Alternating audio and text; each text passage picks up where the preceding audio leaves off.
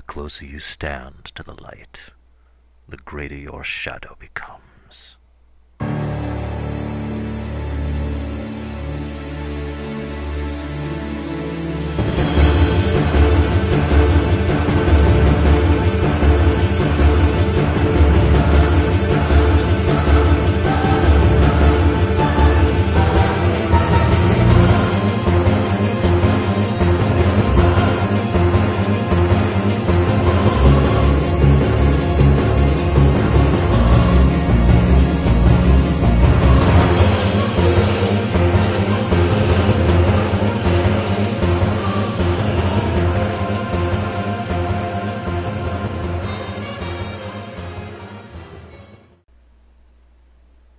I know.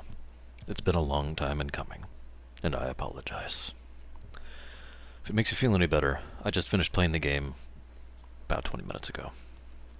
And, well, I don't have a better way to put this.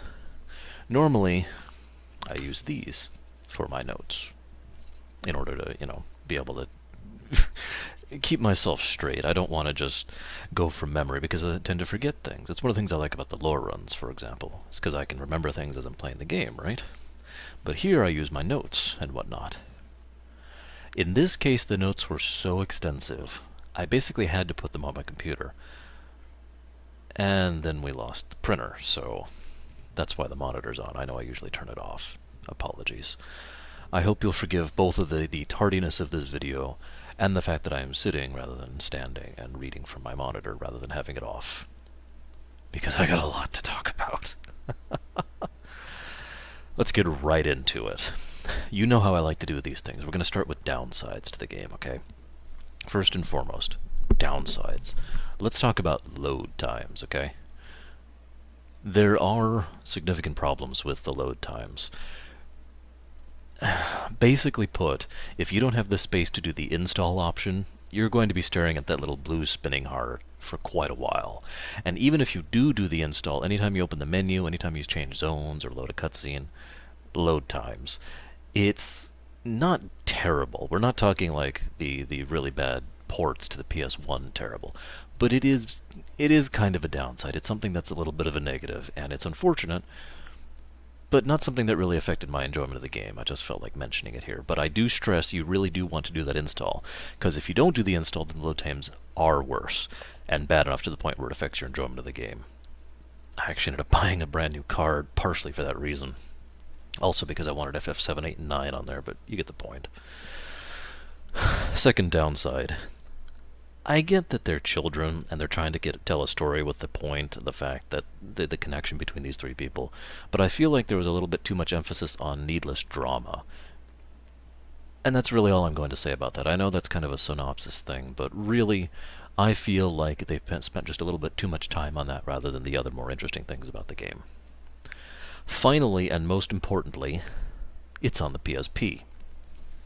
Now here's the sad part.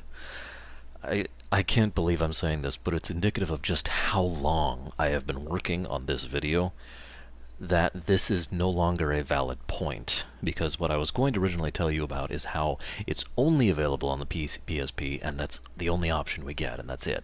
And that ties into another thing, but I'll get to that in a moment. Long story short, those of you who have any interest in Kingdom Hearts at all right now probably know that Kingdom Hearts 2.5 is already announced, already being worked on, is going to come out this year now. 2.5 will include Kingdom Hearts 2 Final Mix and Birth by Sleep Final Mix, as well as some cutscenes from Recoded, I believe. Something I didn't care about that much, so it's probably Recoded. That's awesome. And that means that Birth by Sleep has entered the domain of the available. Let me explain for a little bit, because I actually want to talk about this topic. When it comes to Kingdom Hearts has a huge fan base. People like me who are, widespread gamers, people who like a large variety of games, people who like only certain types of games, people who just like the story and don't like games at all.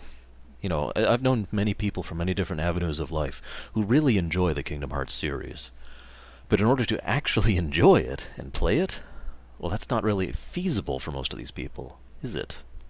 Because you have to purchase, or at least had to, past tense, a PS2, a Game Boy Advance, a DS or 3DS, a 3DS, a PSP, and I think that's it. Now that list has been brought down a bit over time, and now it's smaller than it's ever been.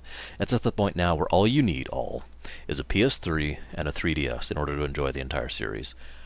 Until Kingdom Hearts 3 comes out, of course. And that's a good thing. But let me highlight this point for you. For me, the PSP was a worthwhile purchase. Why? Because I've got like 20 games for it. I've talked about this before. That's what a console has to do for me. It has to provide a library I want.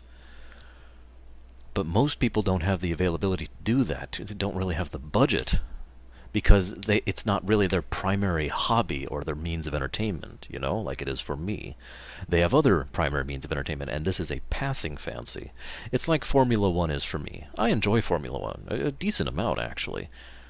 But if you asked me if I had to fork over the money to actually get tickets and transport myself and get hotels and all that fun stuff, that's not feasible. Not because I don't want to, because I just don't have that in my budget. Now, granted, that's kind of a bad example because Formula One is ludicrously expensive to attend, but you get my point. For these people, buying a PSP and the game on the PSP and the DS and the 3DS, blah, blah, blah, blah, blah, was just infeasible. It wasn't something they could really do. So most people, and I know several examples of this myself, only really could enjoy Kingdom Hearts 1, Kingdom Hearts 2, and later, Kingdom Hearts Recom. Although usually not even that one, so it's basically just 1 and 2. Because the PS2 is such a commonplace console that either they or their friends usually had access to one. It's a lot easier to get access to a PS2 than it is a DS or a 3DS or a PSP for someone who isn't really a gamer. You follow? That problem has effectively been mitigated and destroyed because the PS3 is in the exact same boat. It is a lot easier to get a hold of a PS3 for someone who isn't a gamer than it is to get a hold of a PSP, a 3DS, etc. So people who have access to PS3s, and I know, again, several people myself who are really jazzed about this, can finally play Birth by Sleep for the first time, can play Kingdom Hearts 1 and 2, and watch 358 for the first time because PS3. So, bravo for actually doing something correct, Square Enix. I'm astonished. That's my cynicism showing. Hang on. There we go. Oops, sorry about that. So that's not really a negative anymore. Now there is one other thing I want to talk about before I really keep going, and that is the fact that I know Birth by Sleep is a very divisive game in the Kingdom Hearts series.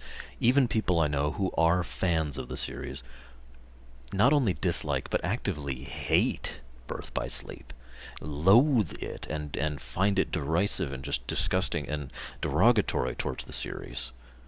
And I've seen some reasons for that, and while I don't agree personally, most of the people I've seen who talk like that, because nowadays I tend to only really interact with people who actually talk about things, have given me well-reasoned opinions as to why, and that's okay, and that's fine.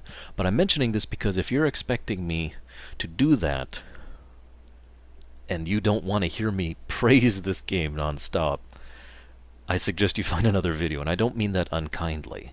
I mean that as a genuine warning, because Birth by Sleep was my favorite Kingdom Hearts game, kind of tied with 2. And then I replayed it, really paying attention, really analyzing it this time through, and it is definitely my favorite Kingdom Hearts game. It is so much fun. I enjoyed so much replaying this game. I don't even have a way to put it into words.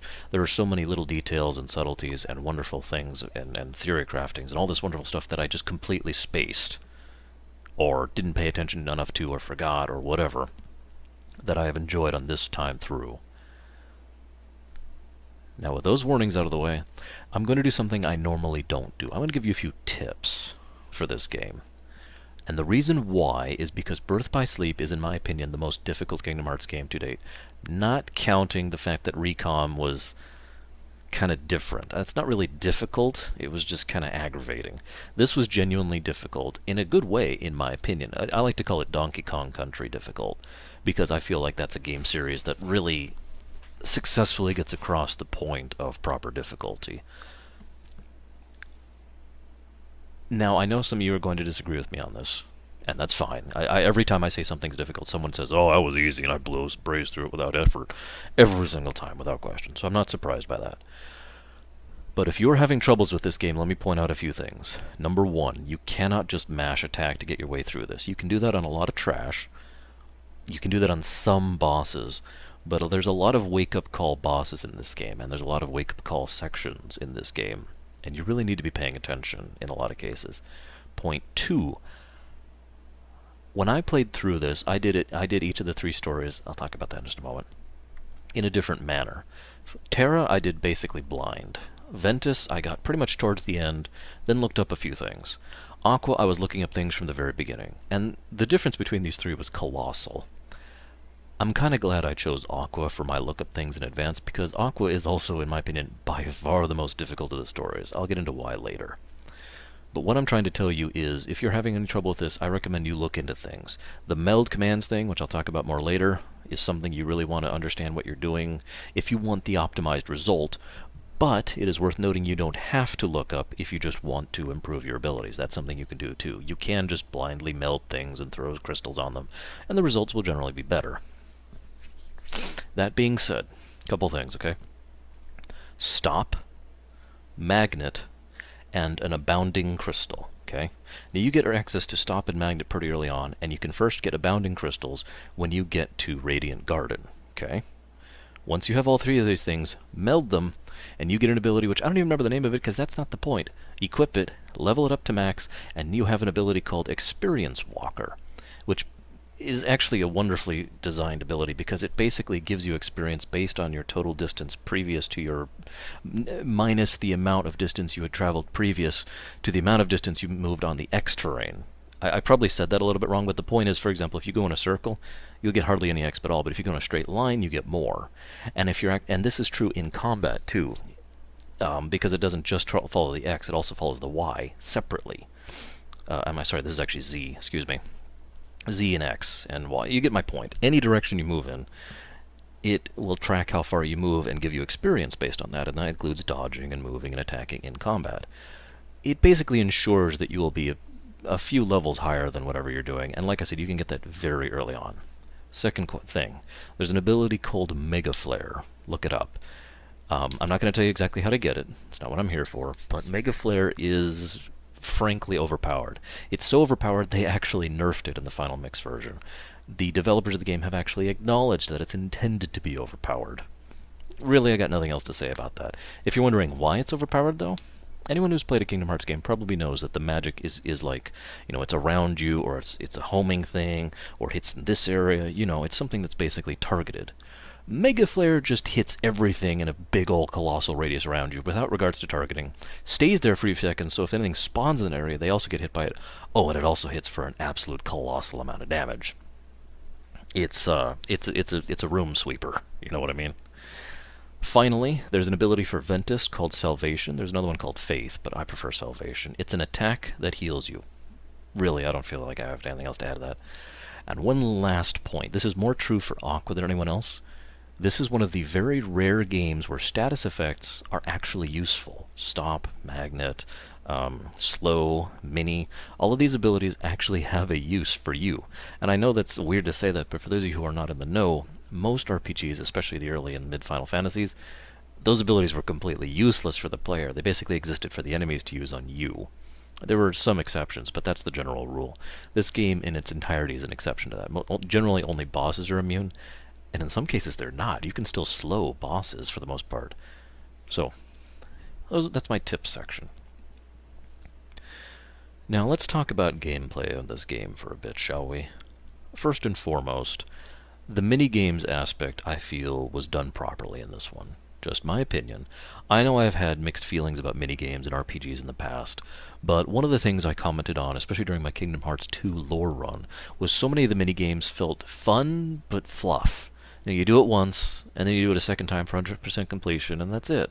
They're easy, they're simple, they're basically brainless for all intents and purposes, and I don't really mean that as an insult, even though it kind of is. There wasn't much to them, is what I'm saying. Kingdom Hearts 2 felt like they were trying to cram too many different things into there, just to really show off, really to do their thing. And it just kind of spilled out over the edges, you follow? Birth by Sleep has much fewer mini-games, and all of them feel a lot funner. I took a note somewhere. Where is it? There it is. Forgive me, because I might be pronouncing this wrong. But there is basically a version of Itadaki Street? God, I have no idea how to pronounce that, even though I've been playing that game for forever. It's a most people call it a Japanese form of Monopoly. It's actually a board game I love the hell out of, and I've played many different versions of it. There's a Mario and Sonic version that's out there. There is, of course, the one in Birth by Sleep. They call it the Command Board in Birth by Sleep. Not only is it a lot of fun, I recommend you do it even if you're not really that interested in it. Especially if you're going for some kind of completion thing, because there's quite a few really nice things you can get from it. In fact, if you know what you're doing, you can get some really high-powered abilities very early on just by doing the command board. But even ignoring that, my point is, it was fun. It was fun, it was optional, and I liked replaying it. I actually have, on many occasions, picked up the game and just played the command board game because it was fun. Then there's the racing. The racing isn't great, admittedly, but it's not bad, it's fun. And there's the ice cream game, which is basically just Simon Says, but that's interesting enough in its own right, and so forth and so on. You get where I'm going here. Actually, I'm not sure there were many other mini games than that, which is kind of my point. There were only a few, and it was obvious more work was done on them to make them more interesting, more engaging, more in general. So props. Let's also talk about one other interesting thing about this game. One of my biggest complaints about the PSP has always been the analog thing. Now, I'm not a huge analog player in general, but I want to point this out. This is a standard PS2, PS3, etc. style controller, and this is your standard analog in this, right? Big old thing, and you just do this, right? In fact, this specific version, I don't know if you can tell, has an indent, so your finger will actually sit in there, and that way it becomes easier to move it in the different directions. The resistance is different, basically. The PSP has this dinky thing that's about this tall and this wide, and it only moves just a little bit in all directions, and it's terrible. I'm just going to say it, it's terrible. There are attachments, I believe, to fix it, but the point is, this is actually the first game that's not really bothered me on, which I thought was kind of weird. I'm not 100% sure why. I do have a theory.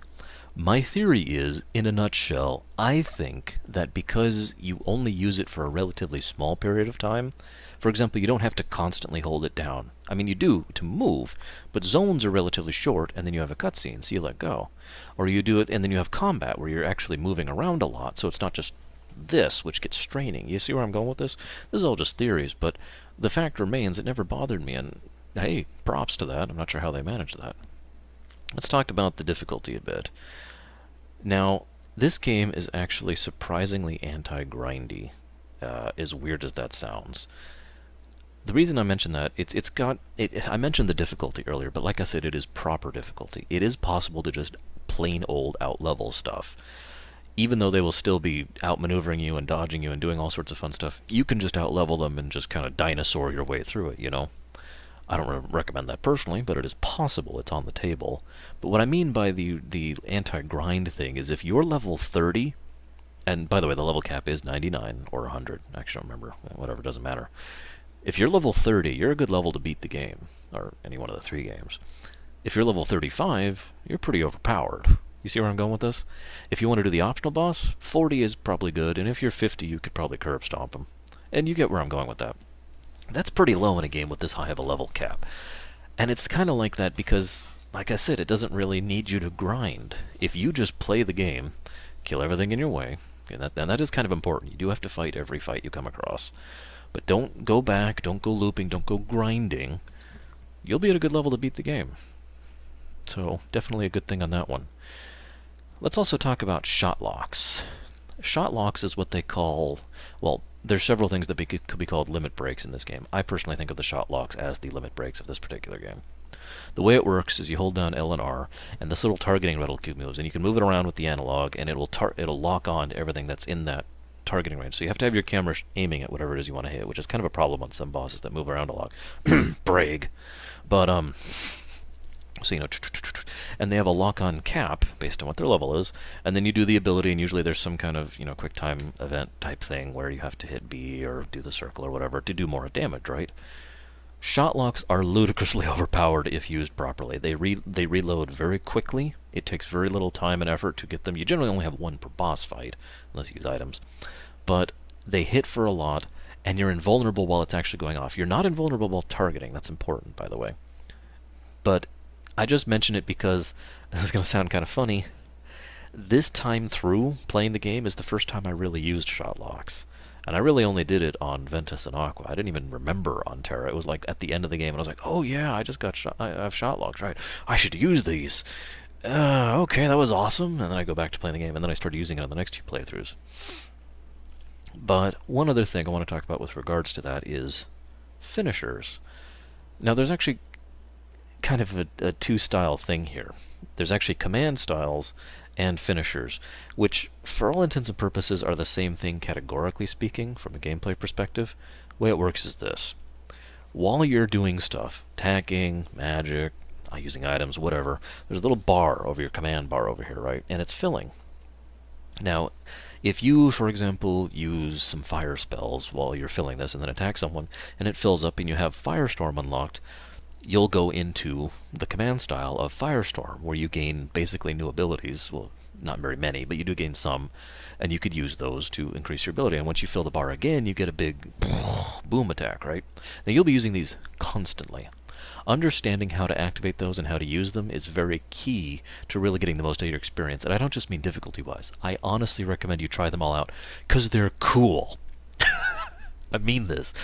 I've talked many times about Kingdom Hearts and the cool factor. These finishing command style things are really cool, and I recommend you try them all out. Now, like I said, there's also finishing moves. That's a little bit different. Those are also leveled. Everything in this game is leveled. Finishers are leveled. Shot locks are leveled. Command styles are leveled. You are leveled. Your abilities are on the command bar are leveled. Point being, your arena level is leveled. Point being, when you when you don't activate a command style and the bar fills, rather than you switching forms and getting, fire thing or awesome light death beam or whatever, I don't think that's the official name. Instead, what happens is you do a finishing move.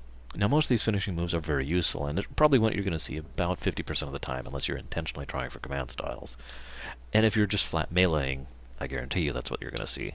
But those two can be used strategically to great use. Aqua's is probably my favorite example of that. It's basically a cone attack that hits straight up. So it has a very small radius around here, but it hits up quite a ways. And it makes you invulnerable while you're doing it, so it's actually a great way to dodge attacks that would otherwise hurt like hell or even kill you. So that's always nice. Before I go into the next and final section here, I want to talk about something that is probably my favorite aspect about the gameplay of this game, and that is command bars and the thing related to that. RPGs, ever since, well, hell, I don't even know how long, but at the very least since Final Fantasy I, have given you the ability to customize your character. Most people refer to this as alternate leveling paths.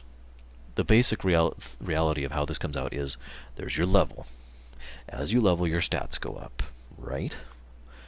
Anything else is up for grabs, depending on the RPG. But what a lot of RPGs do, again, since, I'd say Final Fantasy III is probably a good example where that really started, or 5, to where it really took off the ground, is you level, and then you have this other thing over here, totally unrelated to your level, or at least at the most tangentially related, which allows you to do other things to customize your character. I've talked about this before when I did all my Final Fantasy videos, about how the more customization you are given, the easier a game tends to be. FF7 being a great example of that. FF10 is another good one. Not necessarily a downside. I love customization.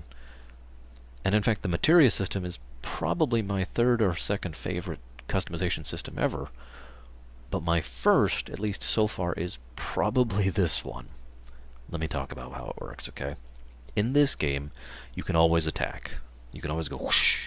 And there's things that can modify how many combos you have and your finishers and all that stuff. I already talked about that.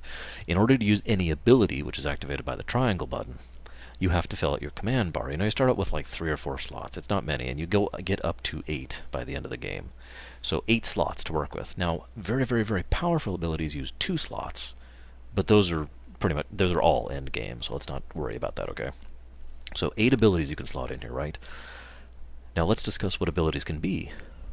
A special attack can be like Stun Edge, which will hit at someone and then stun them, or Poison Edge, or Barrier Surge. All these things can be in there. You can put something in there that is magic related, like fire or Fyra or Fyraga or Cura or, whatever. You can put items in there. Now, items are kind of weird because each time you use it, it basically uses up one of your item. Now, it'll still be there, and the reload time is much quicker than, say, for example, heal spells. But it uses up your inventory. That's the trade-off. And so forth and so on. That's awesome. Being able to fully deck out your loadout to whatever it is you want for the moment or for the boss or whatever, just for fun, is an awesome system. But then it gets more awesome because of the other thing I just mentioned. Melding. The way this works, they call it melding. It's basically a form of crafting. I'm going to give you some direct examples. If you have been leveling fire and another fire in your thing, and they both level to max. Now, it doesn't always have to be max, but generally you want to level them to max, especially because it gives you whatever ability was attached to them, which I haven't even covered yet. We'll get to that in just a moment. So you got these two fires, they're maxed, you can meld them together. Now, the way melding works is you pick 2 abilities and 1 crystal. Now, I mentioned this earlier with Stop, Magnet, and Abounding Crystal. The 2 abilities will form a new ability. This is totally separate of this, okay? These two, there's so many combinations that exist, and there's charts out there, which I recommend you use if you're interested in really exploring this. So many combinations that exist, and there's a button that'll show you, these abilities you have can be melded, so it won't, you can't lose abilities, you can't dead end, in other words, which is good. So you combine these 2 fires, and those will make Fyra. They will always make Fyra. This thing is the random thing. You get crystals throughout the game, from drops, from chests, from mini-games, all over the place, right? You can't buy them, though, at least not that I'm aware. What these crystals do is they will add a modifier based on what type of recipe this is. So, for example, if I used fire and fire with a shimmering crystal, because I can tell you this off the top of my head, what you would get is a new ability attached to this. So you have Fyra, and over here to the side it will say Fire Boost. In other words, it will boost your fire damage as long as you have that equipped. Here's the fun part. Once you have fully leveled Fyra, that ability becomes yours permanently. And that's how you max out all of those things. And there's, boosting elemental damage, protecting from elemental damage, more haste, reloading the commands faster, increased health, increased base stats, all sorts of fun things like that. And of course, X-Walker, which is the one I mentioned earlier. All of this means a colossal amount of customization. Truly, it's huge. And it's relatively easy, and it's relatively simple, and it's also kind of self-fulfilling in its own way, because, here's the fun part, every time you discover a new command, with some exceptions, now it becomes available for sale at the Moogle shop, because Moogles are awesome. Why is that interesting? Well, see, I know some people who were complaining about this because they just didn't have the money for anything, so I told them, go buy 4 fires, just plain fires, and run around for a bit and level them up to Fyraga. Go ahead and gain the abilities while you're going, why not? Now sell the Fyraga. And I think you can see where I'm going with this. In general, as long as you are selling your abilities, especially the ones you know you're not going to use, or leveling a few just for the sake of selling, you will have a huge source of money to keep throwing at these and do whatever you want with them. So you can basically customize however you want to. And I think that's awesome. Now, there's something I've alluded at a few times. Some of you who have not played this game may not realize this. Birth by Sleep is one game, but you play it 3 times. Well, 3 in like 0.1 times. The way it works is there are 3 main characters. Terra, Ventus, and Aqua, okay? Each of those 3 has a separate storyline, but it's not completely separate. There's actually a feature in-game which is really useful, which will show you the timeline and the point at which certain events will happen in each of the 3 paths. Because if you'll forgive me for putting this kind of crudely, it is one story, but 3 completely different paths and perspectives on it. You understand? Now, in some cases, there is repetition. There's a few cutscenes that play out completely the same through the 3 playthroughs. I was actually a little bit disappointed about that. But, for the most part, the other 85–90% of the content is new, different, and related to the other 2. There is a catch here. If you play Birth by Sleep over a long period of time, which I don't recommend at all, it's not even that long of a game, it's like a 30-hour game at most, and that's doing side stuff. it's very possible to forget things from earlier playthroughs, from earlier paths. You know, if you played Terra first and put the game down for 2 months and then play Ventus, you might not remember everything and might not understand the significance of certain events. But if you play it 1 to 1 to 1, it's awesome. It is an excellent way of doing a particular type of continuity I like. It's very much showing your work, if you know what I mean. Now, the other interesting thing about this is the play style of the three characters is not completely different. This isn't like Dissidia, but it is different. There is distinctions between the three. When the three start off, they're pretty much the same, and then they get to about a midway point, and then they're pretty different in overall feel and style, and then you get to the end game. Now, one of the things that really distinguishes the three is not only their stat growth, but their abilities, their shot locks, their finishing commands, their command styles, and of course the variabilities that they can get and meld are different depending on the character. Some things only Aqua can meld, some things only Terra can meld, etc., etc. You get where I'm going with this. So it makes for a different play experience each time. Terra, for example, he is power. Raw, just doom power. He's easily the easiest of the three, because he can just burn his way through just about anything. And he only had 2 fights in the whole game that really gave me a challenge. Ironically, the first and the last boss, respectively. No, I'm not kidding. But one of the other things interesting about Terra is he learns a lot of abilities that really help him to do damage when he shouldn't be, if you know what I mean. It's hard to explain without really going into detail, and I don't want to do too much of that. This is already going to be a huge video with how many... I'm like this far into my notes. Anyways, point being, Terra is raw strength and power, right? Then we have Ventus. Now, Ventus is speed, agility, a bit of magic, and a lot of multiple hits kind of things. You know, rather than hitting you once for... he'll hit you 3 times for... And he has a great deal of maneuverability. It's generally very easy to dodge attacks with him, and he's got some magic power. Then we've got Aqua. I've actually heard a lot of people describe Aqua as the mage of the trio. You know, warrior, rogue, mage, respectively. And while that is certainly true, I kind of disagree, and I'm going to explain why. Aqua is the glass cannon. Now, that certainly sounds like a mage, but what I mean by that is she is just as good with her blade as she is with her spells, and her attacks do not do less damage. Well, in some cases they do less, but for the most part, her attacks and even her unique abilities, like Time Splice or whatever it is, not Time Splice, that's not the one, Final Hour, something like that. God, I just played this. Anyways, even her melee attacks, which are unique to her, I might add, are not weak. And neither are her spells, which are unique to her. Triple Firaga, anyone? Or how about Thundaga Shot? I particularly like that one. My point here is that Aqua is not a mage. She's what I like to call an omni-mage. For those of you who have not heard me use that expression before, when you play Oblivion or Morrowind, or Fallout for that matter, you can specialize in something, or you can specialize in everything. All it takes is time and knowing what you're doing. The difference here is virtually every RPG under the sun that has some kind of customization or variants or classes or whatever has the red mage equivalent. The master of none, but adept at all kind of a thing, you know? The jack of all trades situation. An omni-mage is different because an omni-mage is a master of all. Aqua is a master of magic. Aqua is a master of attack. Aqua is a master of dodging. She even has 2 separate abilities to allow her to do damage while moving. She's good at everything. The one catch with Aqua is if you do... her HP is pathetically small. Even at like 37 or whatever it is I ended up on, I was really hugely overleveling her. Her health bar, you know how Kingdom Hearts does this thing? Her health bar was like this, which is pathetic because Terra's was like over here. She has no health. And bosses hurt. So that's why I call her the Glass Cannon Omni-Mage. So I guess she's not best at everything. But you get where I'm going with that. Now, let's go ahead and talk about the non-spoiler stuff, shall we?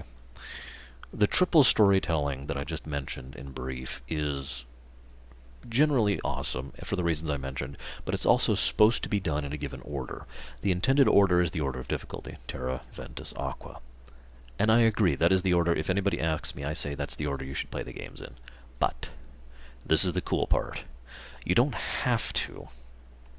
I personally think you get the most enjoyment playing the games in that order, or playing the three scenarios in that order, but it doesn't actually change anything per se, and you can still get all the pieces just in a slightly different order if you play them differently. I know some people who've played Aqua first and then switched over to Ventus and ended with Terra, and you know, there's all sorts of different combos there. Actually, there's only like 5, but you get the point. There are a few different combos you can do as far as order here. And I think that's fine. And I think that's indicative of the amount of effort and time that went into the storytelling of this to make it so that these 3 paths could be played in any order and still enjoyed fully. The only catch, if you could even call this a catch, is you really do have to play all 3 scenarios. I do know a few people who have felt, for lack of a better term, cheated because they had to play the game 3 times. They'd play through one scenario, finish it in like 7 hours, and be like, "Well, this is dumb. It was a 7-hour game." I was like, "Well, did you play as the other 2?" "No, why would I want to play the same game as the other 2?" "No, play as the other 2." And some people are, though, even not ignoring ignorance, just don't want to do that, and I can respect that. But it is something that's worth mentioning. There's only 3 more points I have before I get to spoilers, okay? Point 1. Terra. Terra is fascinating to me. And that's why we're going to talk about him second. Ventus. Let's talk about him first. Ventus is what I like to call the first aspect of the child, okay? Ventus is traditionally childish, in a good way. He is innocent. He is naive. He is open, honest, that kind of a thing. He's actually very much like Sora, if you really think about it. Except in Kingdom Hearts 2, because we all hate Sora in Kingdom Hearts 2. Don't deny it. But he portrays that general innocence very well. The actor does a great job with the fact, especially since Roxas is kind of not like that. Sorry. But he very much tries to emulate his brother, his elder brother, Terra. I know they're not actually related, but there's obvious a very non-blood familial tie between all 3 of these people, and especially between Ventus and Terra. And Ventus often tries to emulate Terra, tries to be strong like him, be brave like him, to go against, tradition like him, all these kind of things, because he looks up to him, because he has looked up to him for forever. There's a cutscene where Terra bequeaths, he fakes the Keyblade ceremony, which I'll be talking about at length later, to give a wooden carved Keyblade that was his to Ventus. Now I know this sounds kind of weird, but it's actually a really touching scene, and it gets across the point that Terra and Ventus's connection is that strong, and that's how much Ventus cares about Terra, and vice versa. We'll talk about that more later too. In many ways, it's actually ironic, because Ventus's emulation of Terra really shows the other side of his nature. I can't talk about that yet, but we'll get to that in spoiler section. Let's talk about Terra. Terra is the other side of the child aspect. Now this is kind of funny, because Terra is certainly much older. In fact, I believe he is the oldest of the 3. But he is very much like Ventus in his own way, in his naivete. He just approaches it differently. He approaches it with headstrong, with aggression. He'll approach something with like the desire to do something about whatever it is that's there. Very much like the dark side. But like the darkness. Excuse me. I'm sorry, I'll be talking about that in a bit too. He is a very focused character, but because of his innocence, because of his culpability, I guess is the word I want to go for, he gets manipulated constantly, and he never really learns from it. He keeps thinking, well, next time I will be stronger, next time I will be better. But then he gets tricked again and again and again, and so forth and so on. I don't think this is really spoilers, but I think it's telling that the first person who tricks him is Maleficent, and that he actually forges a D-Link with her. The other thing I want to say about Terra is that he is definitely the kind of person who is still a child at heart, but tries very hard to pretend he isn't. It's almost a shame, really. He tries so hard to be the adult, and I feel like a lot of that is because of how protective he feels about Ventus, and how much shame he feels over how much darkness is in him. And I blame all of that on Ericus. We'll talk about that later. Let's talk about Aqua. I have a note here that literally says Aqua, the actual adult. She is the actual adult of the trio. She is the only. She is actually younger than Aqua, or excuse me, younger than Terra, but she actually behaves like an adult in just about every situation. I have a couple of notes here specifically. The way she deals with Scrooge, the way she deals with Minnie, the way she deals with the Madam Councilwoman. All of these things show that she knows how to approach a situation with her head and with her respect and with actually thinking her way through a situation rather than being headstrong or manipulated or just, yay, hi. No, she thinks her way through situations, and she shows this on many occasions. Pretty much constantly, actually. She's also the only one who really demonstrates the connection that is the Kingdom Hearts series' theme, the whole series, and that is the bonds of fellowship. I've talked about this before with regards to FF6, which is a game that very much strongly emphasized that as basically its primary point, but the whole Kingdom Hearts series emphasizes that as its point.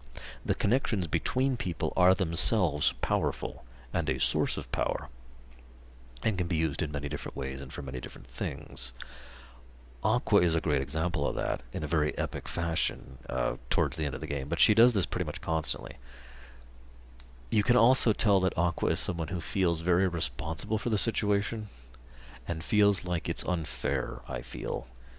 This is my opinion. I feel like she feels it's unfair. Feel. That she is basically the one who has to take responsibility because no one else is. And she is constantly trying to deal with that pressure, that strain, and trying to hold true to her belief in the others. And I'll talk about that more later, too. She is probably the only one who actually also shows a belief in destiny or fate. And she's also probably the only one who really thinks to the future, too. Ventus is just following Terra around and dealing with Vanitas.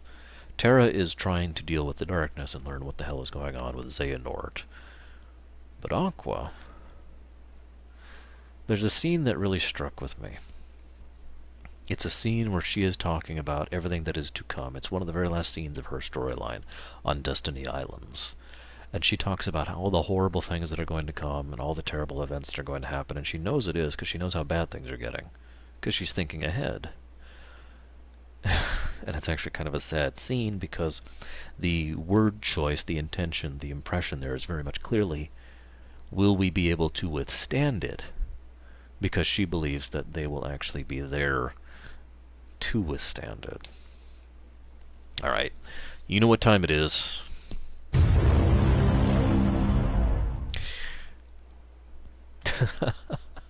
Yeah, from now on, spoiler alert.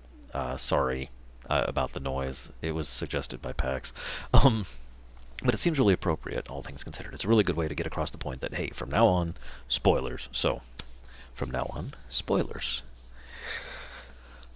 I don't really have a better place to mention this in structure of what I'm going to be talking about next. Let's move down my notes here. But God, I have so many notes on this game. A lot of abilities, the abilities you learn, the commands and the magic and all that fun stuff, are actually very similar between Chain of Memories and Birth by Sleep. Now, I feel that was done deliberately, not just because reusing abilities is keen and neat and cool, but because there is a very strong connection between Chain of Memories and Birth by Sleep, the connection of Oblivion Castle. For those of you who don't know, I already gave the spoiler warning.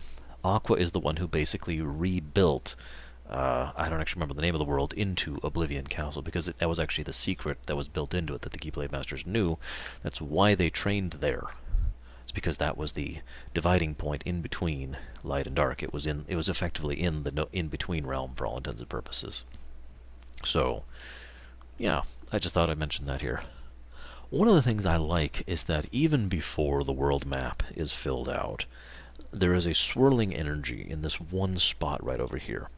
Now, there's two things I have to talk about this. One, that's where Destiny Islands is when you finally get there. Yeah, just about every character goes there. And actually, did Ventus go there? I don't actually remember.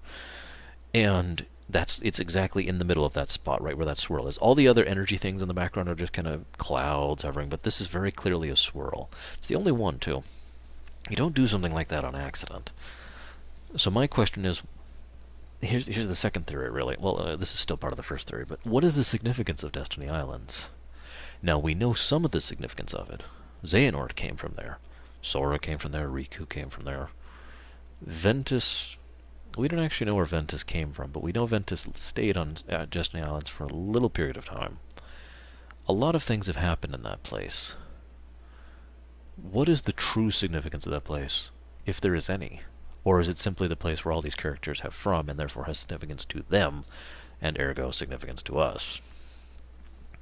The other thing, though, every world throughout all the Kingdom Hearts series always has an icon, and on the map, if there is a map, some kind of little, graphic for it. Birth by Sleep is no exception. The only real exception is Destiny Islands. It just has a sphere of light. Why is that? This is tied into a theory I will not talk about till pretty much the end of my thing here, but I just want this thought to percolate in the back of your mind. The thought that Destiny Island is a sphere of light amongst a swirl of energy in the dimension, in the realm of light. Think about that. I like how one of the things that Aqua learns right off the bat in Cinderella's world is that too much light can be a bad thing, just as much as too much darkness can. Now, Aqua's a pretty big person who is an advocate of the light. Of course she is. She's been raised by Ericus, or taught by Ericus at least. However, one of the other things I like about this is Aqua is also one of the people who understands that concept, probably showing that better than anyone else in the entire series, with two exceptions. We'll talk about that later. Because she understands that simply approaching too much, all this darkness with too much light is just going to make more darkness. Or just going to make the situation worse, or whatever. It's going to turn out bad one way or the other. And I like the fact that she actually acknowledges that and understands that to some extent or another. It also shows that Aqua is willing to do something other than walk into a situation and fight. And I think that was an important thing to put right off the bat here. Terra walked into a situation and fought. Ventus walked into a situation, bumbled his way through it, and then fought. Aqua walked into a situation and tried to work out tried to work through it and, try to find an alternate path in order to achieve her goals, and then was forced to fight. And you understand the difference between these perspectives, right? And it really speaks to their characters, I think. One of the other things I want to talk about with regards to Cinderella World, though, is Jacques. Because Jacques is awesome. For those of you who don't even remember, Jacques was the mouse who spoke semi-coherent English back in Cinderella in the Disney version. Now, one of the things I like about that is I don't know what it's like in Japanese, but in the English localization, they do a phenomenal job of him. The subtitles are generally pretty understandable. His language, slightly less so, but they get it spot on. You know what I mean? It is basically a lingo, a speak that he's talking in, and the subtitles are there in case you can't pick it up, but the flavor of it is still there in his dialogue. You understand where I'm going with this? It was just a nice touch. It's kind of a little thing, but I like that they kept it that way. And I really like Jacques in general, but especially in this game. One of the things I want to comment too is it's satisfying that Aqua's introduction to Unversed, which are basically negative emotions being manifested by darkness, to summarize their significance, ignoring the other thing, of course, which is their tie to Vanitas. The Unversed being introduced to Aqua's storyline by Lady Tremaine probably is one of the bit more sense-making things I could come up with. And the reason why is because while they're certainly more evil, more powerful, more charismatic, more interesting, better, funner, prettier, smarter, better in every way, villains throughout Disney, what Tremaine has that most of them don't, and this is kind of funny when you think about it, is negative emotions. How many characters in Disneyverse are that spiteful, are just that plain, that screwed up in the head, that even though it profits them nothing, they will still go out of their way, still excise themselves in order to hurt you, because screw you. That's Lady Tremaine in a nutshell.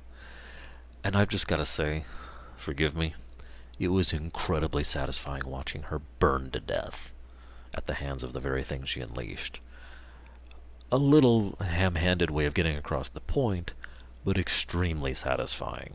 She deserved it, and that's all I'm going to say about that. Maleficent. Maleficent. I actually only really have one section to talk about Maleficent, if I'm not mistaken, and that is right here. Maleficent is very interesting in this game for two reasons. One, it's pretty clear she's basically at the height, or, well, no, if you were to consider her overall height of power to be like this, and over here is Kingdom Hearts 2, and right about here is Kingdom Hearts 1, she's definitely on the downswing. And this is a period we don't see. But right about here is where she is at in Birth by Sleep. And I know this is like a 10-year gap, so bear with, well, this is a 10-year gap. But the point is, you can see the woman who is going to become the major threat.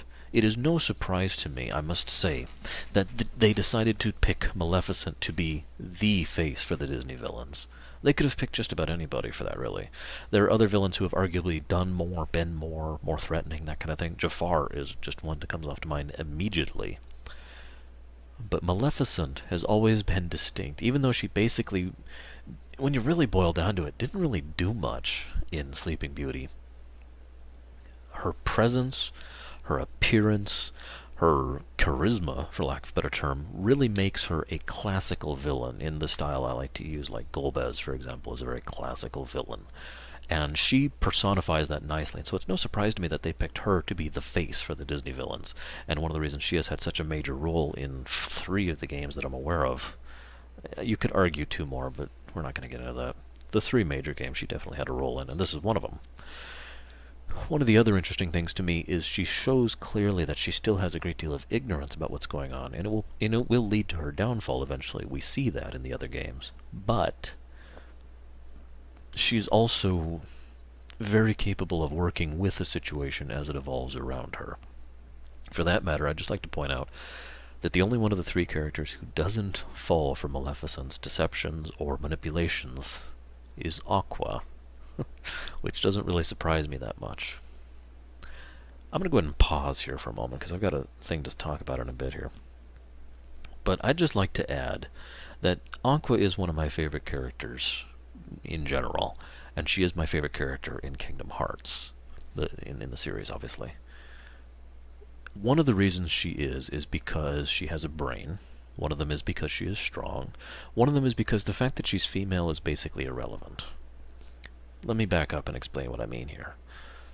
I've always said that I like it when a strong female protagonist exists, and I've always believed that one of the best ways to get that across is to have someone who isn't actually written as a female.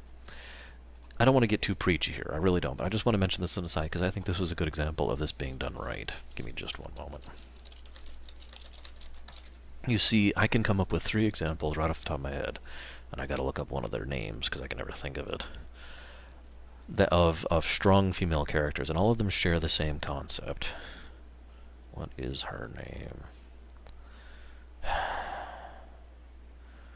Vanson. Okay, so Aqua from Kingdom Hearts Birth by Sleep, Samus from Metroid, no, other M doesn't exist, and Shane Vanson from Space Above and Beyond.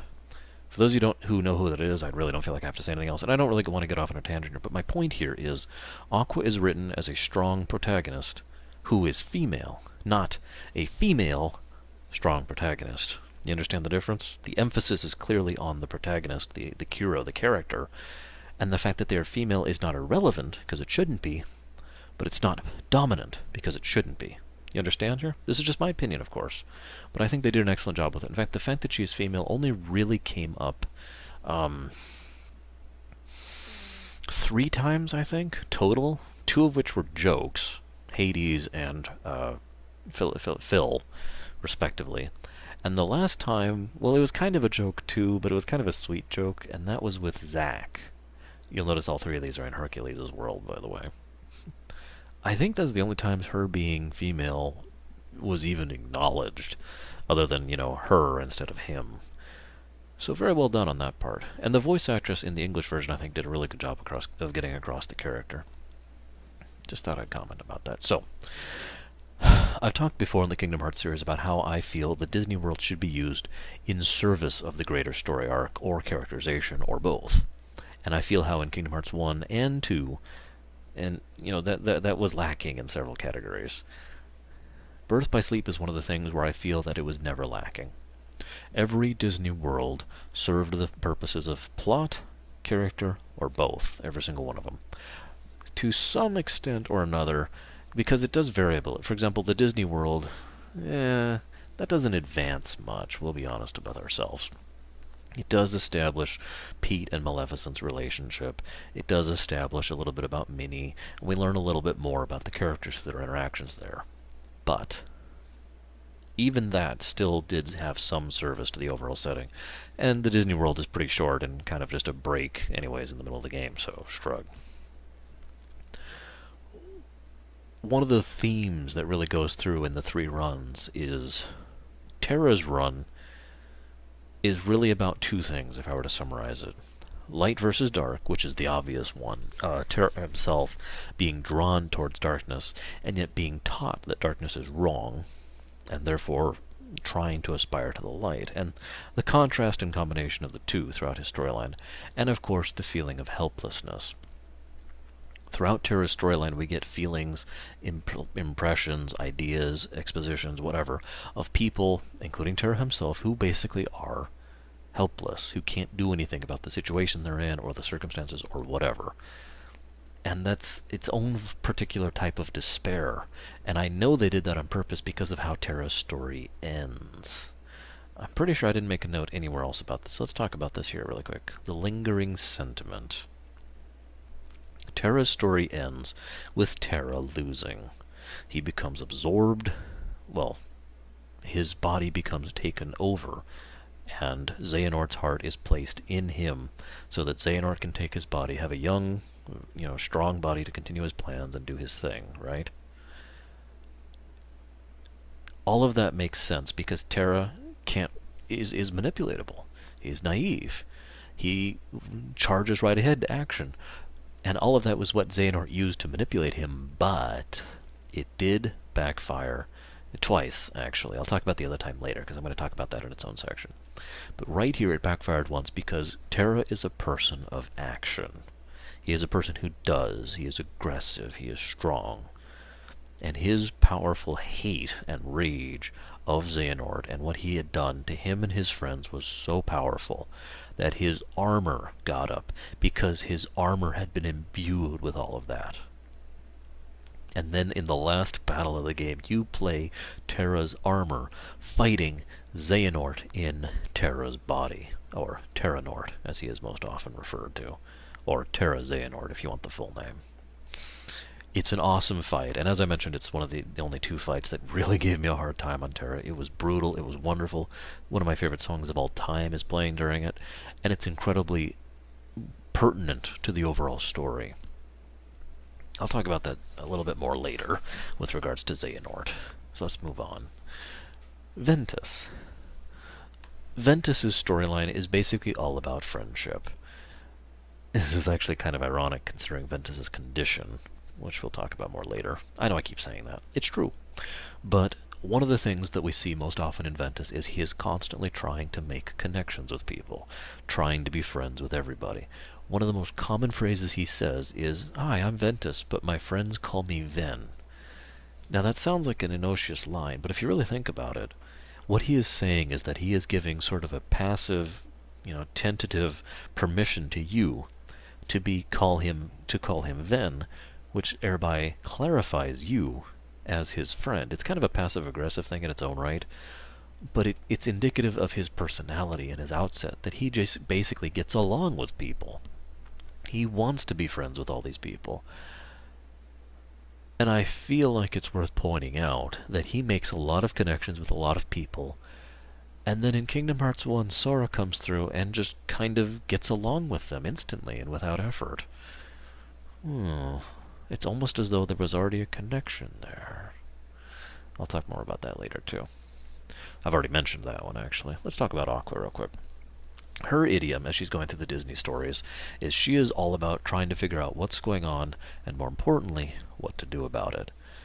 Terra and Ventus were both pretty crucial parts of Xehanort's plots. Multiple. Aqua was completely incidental to Xehanort's plots. If she had died, it wouldn't have mattered, basically, to him. Or to Vanitas, for that matter. And yet, it's funny because Aqua is not only the smartest and the strongest, she is the actual one who derails his plots. Although, as we learn, that's not necessarily a good thing because the way she does it paved the way for, well, for Xemnas, for Ansem the Seeker of Darkness, for all the events of Kingdom Hearts 1 and Recom and 358 and Kingdom Hearts 2. So obviously the situation was just broken horribly, but at least she managed to do something. Terra and Ventus both basically just managed to kind of sorta stop him, kinda? Not really. I will give credit to Ventus, though. We'll talk about that more later when we talk about Vanitas. Let's keep going with the Disney worlds. I've only got a couple more to go through here. Radiant Garden. It was nice to finally see Radiant Garden, because we get the term Radiant Garden in Kingdom Hearts 2. But this is it in its prime.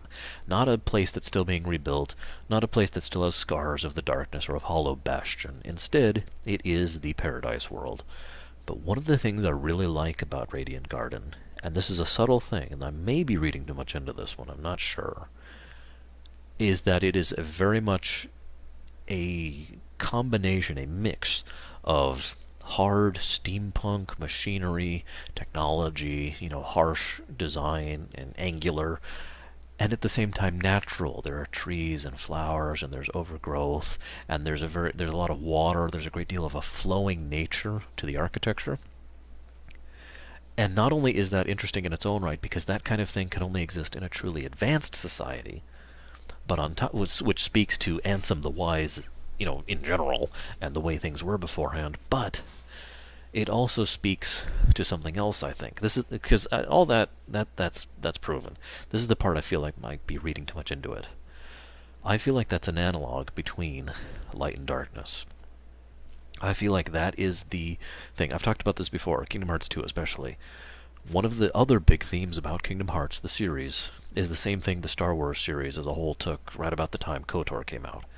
The dark side is not automatically bad, the light side is not automatically good, and it is a proper usage of both that really is the proper path. And in this series, that's a huge deal. And so in Radiant Garden, we see a world that is part darkness and part light, and is working with the two without issue simultaneously to create a greater whole. Excuse me, I'll be talking about that theory a little bit more in a bit when I get to my Xehanort section. One of the other things I want to mention about this is Scrooge is awesome. I really don't have anything else to add to that. Scrooge McDuck is incredible. He does a really good job of it. We also get a good deal of a hint that several people, in addition to Mickey and the Keyblade Masters and whatnot, can travel between the worlds, because Scrooge himself is mentioned as having come from the Disney town, and yet is in Radiant Garden.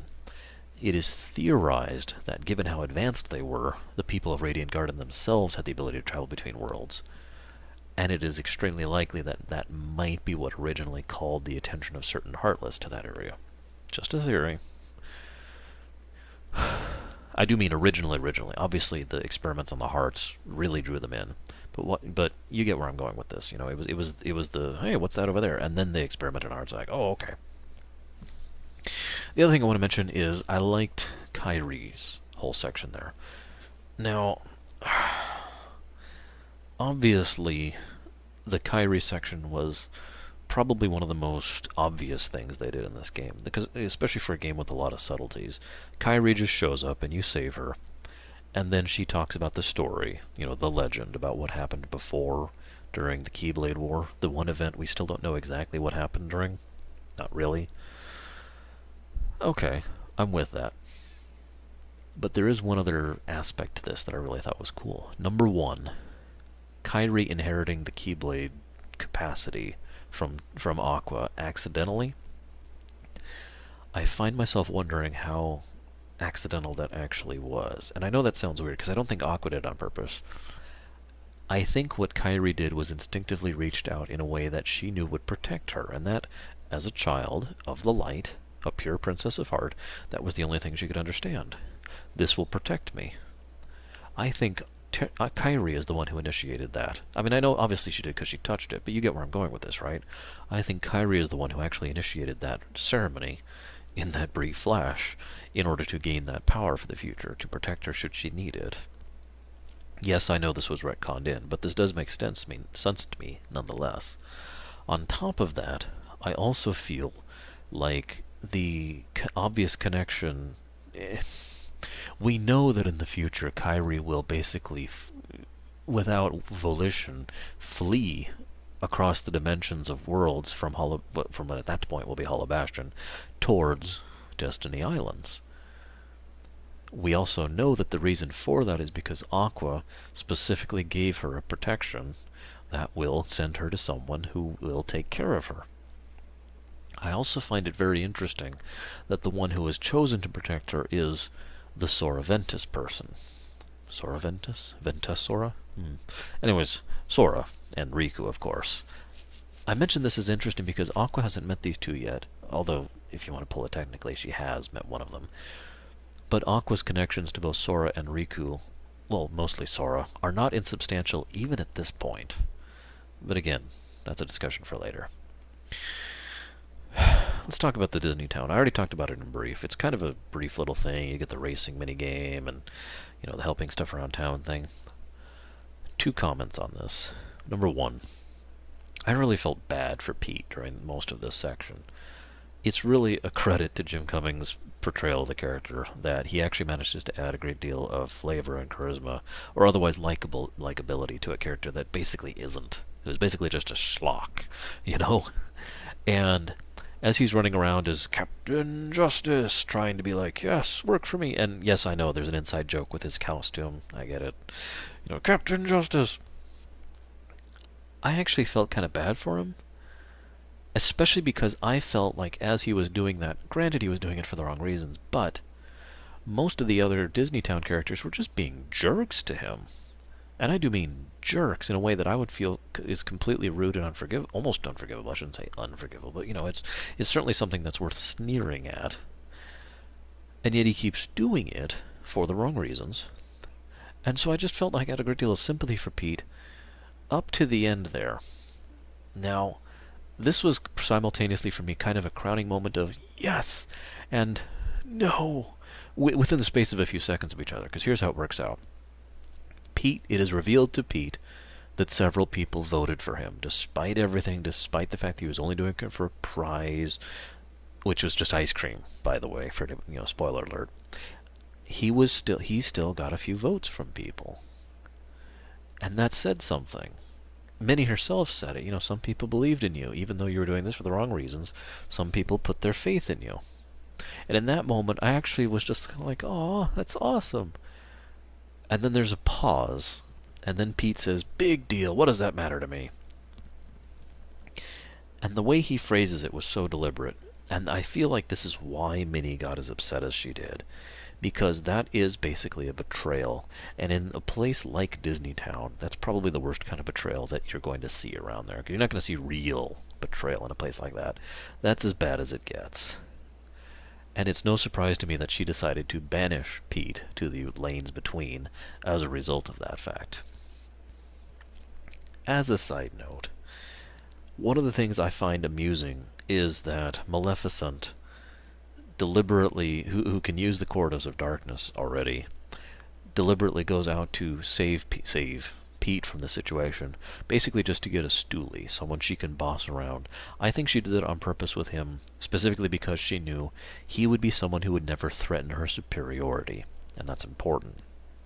He would never be someone who would think himself better than her, or, well, I guess that's not quite true, but who would never actually be able to be better than her. She would always be the head of the situation. You follow? Kind of an Emperor Palpatine kind of thing, if you know what I mean. And so, I think that's the first reason why she got after him, the main reason why she went after him. But the other important thing, I think, is that Pete decides to willingly go with her. Yes, you can be my boss as long as you get me out of here. For those of you who are paying attention, Minnie said she was only going to put him in there for a little while. I find it ironic that Pete will now spend the next 11 plus years of his life serving Maleficent, basically thanklessly, and getting his life worse and worse as a result of that, because he didn't want to stay in this little jail cell for a little while. Poor Pete. Her Hercules' section. Now, I just want to mention that Zack's inclusion in this game was great. Granted, the original reason for doing it was not the correct one. The original reason was a game called Crisis Core was still relatively recent new, and that's the reason. But, popularity wave, right? Here's the catch. It fits perfectly. It fits thematically, and it fits literally. Think about this for a moment. Zack is there with Hercules, the hero, training hard, fighting off the darkness, all that fun stuff.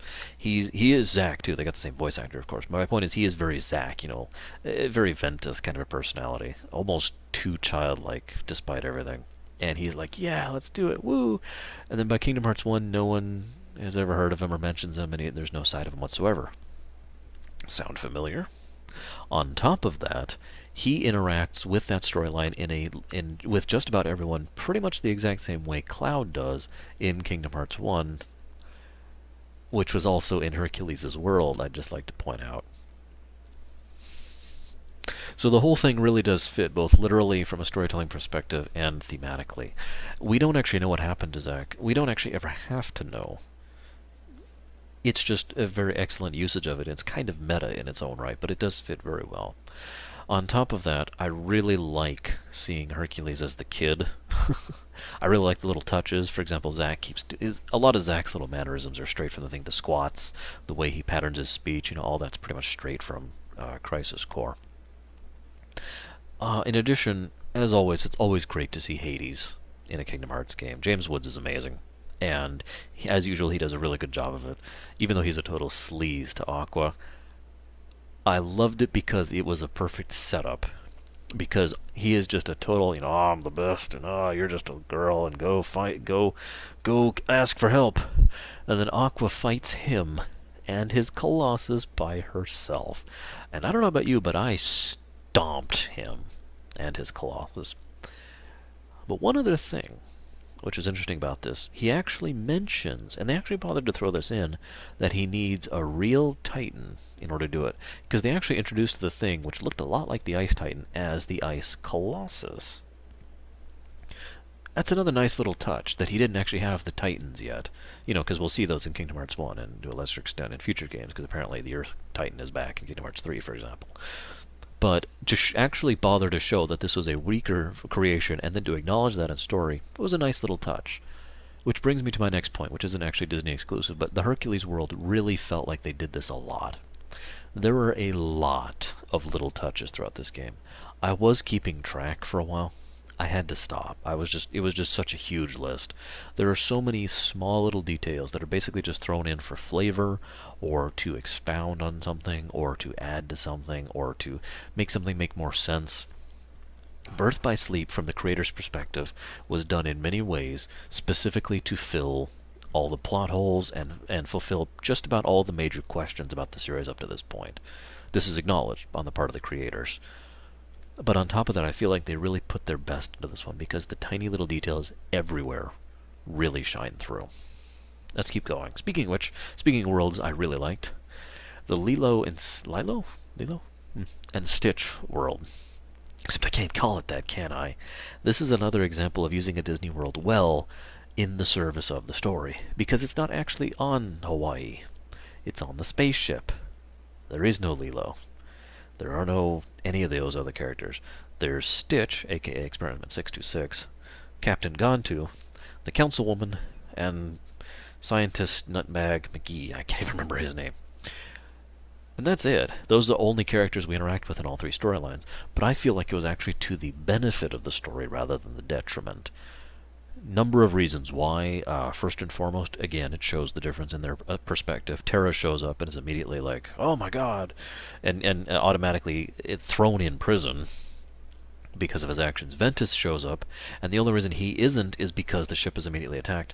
Aqua shows up, and then is taken to the councilwoman and immediately says, oh, well, I'll go ahead and help you. And is very reasonable with her and talks with her and everything. It's great the way it works out like that. On top of that, I feel like this was something that worked for the usage of the setting. I know this is kind of weird to explain, but basically what they did was they took a sliver of the setting of Lilo and Stitch and decided to use that for the entirety of this analysis. They generally don't do that. They almost never do that, actually, when they come to these. They usually just take, you know, Aladdin or The Lion King. And in many cases, they just repeat the story of the movie right there in the game, right? Even Cinderella in this one was kind of guilty of that. Not really. The story was sufficiently changed to make it work, in my opinion. But you get where I'm going with this. This is one of the true exceptions to that, where it's basically just part of the setting reimagined, basically. I think that's the best way I can put it. I hate to use that term because it's so overused, but you get where I'm going with this. Reimagined specifically to get across this point that the differences in their perspective and the idea of that connection reaching even an artificially created monster such as Stitch. Now, I know that's the point in the movie itself, that Stitch learns that lesson throughout the course of the movie, but at the same time, I think that's still in the service of it because it's still keeping with the heart, if you'll forgive me for using the word, of the movie, which itself is also keeping with the heart of the game. So, very excellent job there. Oh, also, I finally got to fight Gantu. That was so satisfying. You know, I go through his Terra and I just want to smack him. And I go through his Ventus and it's just like, ugh. Then I go through his Aqua and I finally get to beat the crap out of him. And God, I did. I destroyed him. Even by this point, I was level like 30-something. And I already had all of my ultimate abilities because I actually was using the guide and I'd started early. Well, not a guide. I had a chart. There's a chart you can just pull up and say, okay, this, and yeah. I mentioned earlier Ventus's connection with certain characters and how it's pretty obvious to me that this was done on purpose to show that the conjoined heart of Ventusora, or Sora Ventus, whatever. I like Sora Ventus better. The combined creature that is Sora Ventus connecting with these people and forging these connections is why Sora, when he goes through later, so easily and effortlessly joins these connections. While that was obvious in Hercules and in several other worlds as well, I actually made a note. Where is it?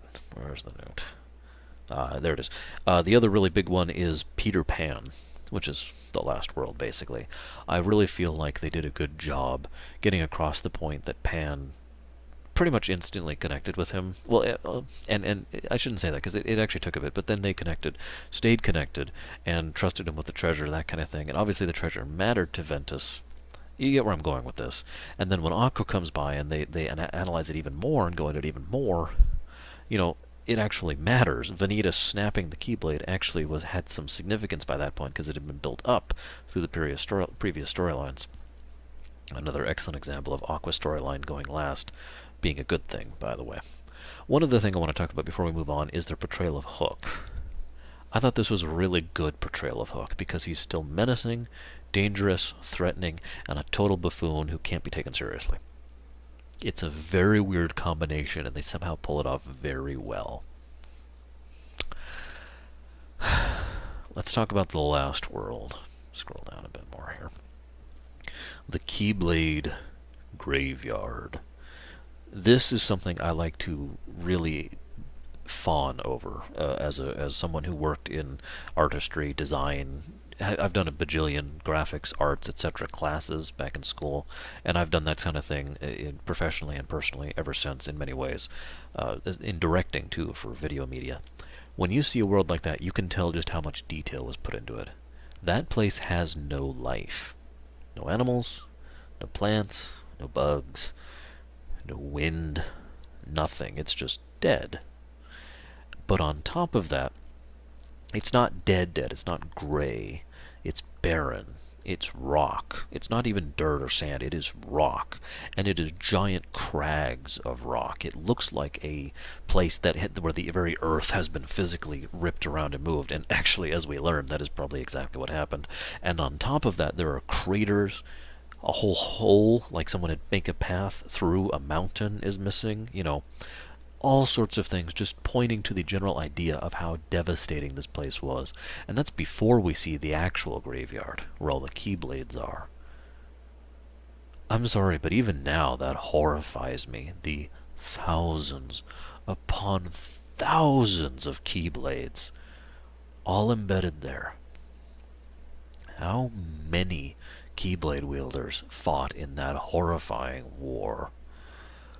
with these simple images, they don't even have to say anything. With just the imagery of this, we understand, we can extrapolate, we can feel just how horrifying the Keyblade War really is. And that's important for two reasons. One is the obvious, to flesh out the setting, but the other is to emphasize why what Xehanort's doing is wrong and something we should try to stop. Because even though, as I'll talk about in a little bit here, he has some good points, he wants to make that happen again. And I'm sorry, but in general, no matter what the resultant, that is horrible. And it really goes to show that the amount of effort they put on that. I just want to mention one other thing about the Keyblade Graveyard. As we know, all of the inversed come back to Vanitas once they're destroyed, and then he can just set off more in the worlds and and this is what he does for most of the game. One of the nice touches I like is, as I mentioned, there's no life here, but there are tornadoes. There's one zone which has these little twisters, and they aren't normal twisters. They have flickers of light, and when you get into them, you got caught into what is basically a miniature realm of darkness, and in there are unversed. This makes perfect sense, because these, in my opinion, are the inversed that are in transit, basically, have been pulled and funneled back into this world from the other worlds, because you defeated them there, and are now here. That's why each twister has a different selection of unversed from the different worlds you traverse. Make sense? Just a cool little touch I liked.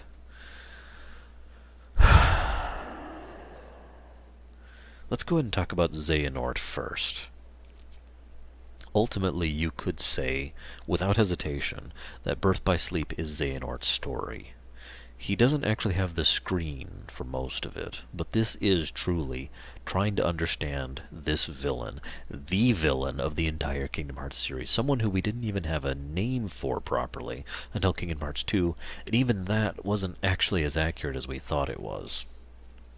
Master Xehanort, as he's usually called to differentiate him from Xehanort, or Terranort, is, first of all, I'd just like to say, he's played by Leonard Nimoy. Leonard Nimoy is a pretty good actor, all things considered, and he's a very good voice actor. And I think a lot of the wonderful dynamics of Xehanort are due to the fact that Leonard Nimoy worked with the character and really put himself into the voice. He does a phenomenal job. I couldn't imagine anyone else doing that voice. Really does a spot-on job. Moving along from that, what we see in Xehanort is someone who is very strange in his own right. His own actions, subtly, subconsciously, or otherwise, reflect his belief on the nature of things. You see, Xehanort's strongest belief is light and darkness should coexist. The reason the worlds are so screwed up and separate is because there's too much light, and whenever the darkness comes up, it is eradicated immediately and without anything. And he believes that's incorrect. And his belief in that really emphasizes everything. Everything he does about the Keyblade, which is what I am generally going to be referring to it, by the way, because Keyblade just... you can't see me doing the X here, so... Keyblade.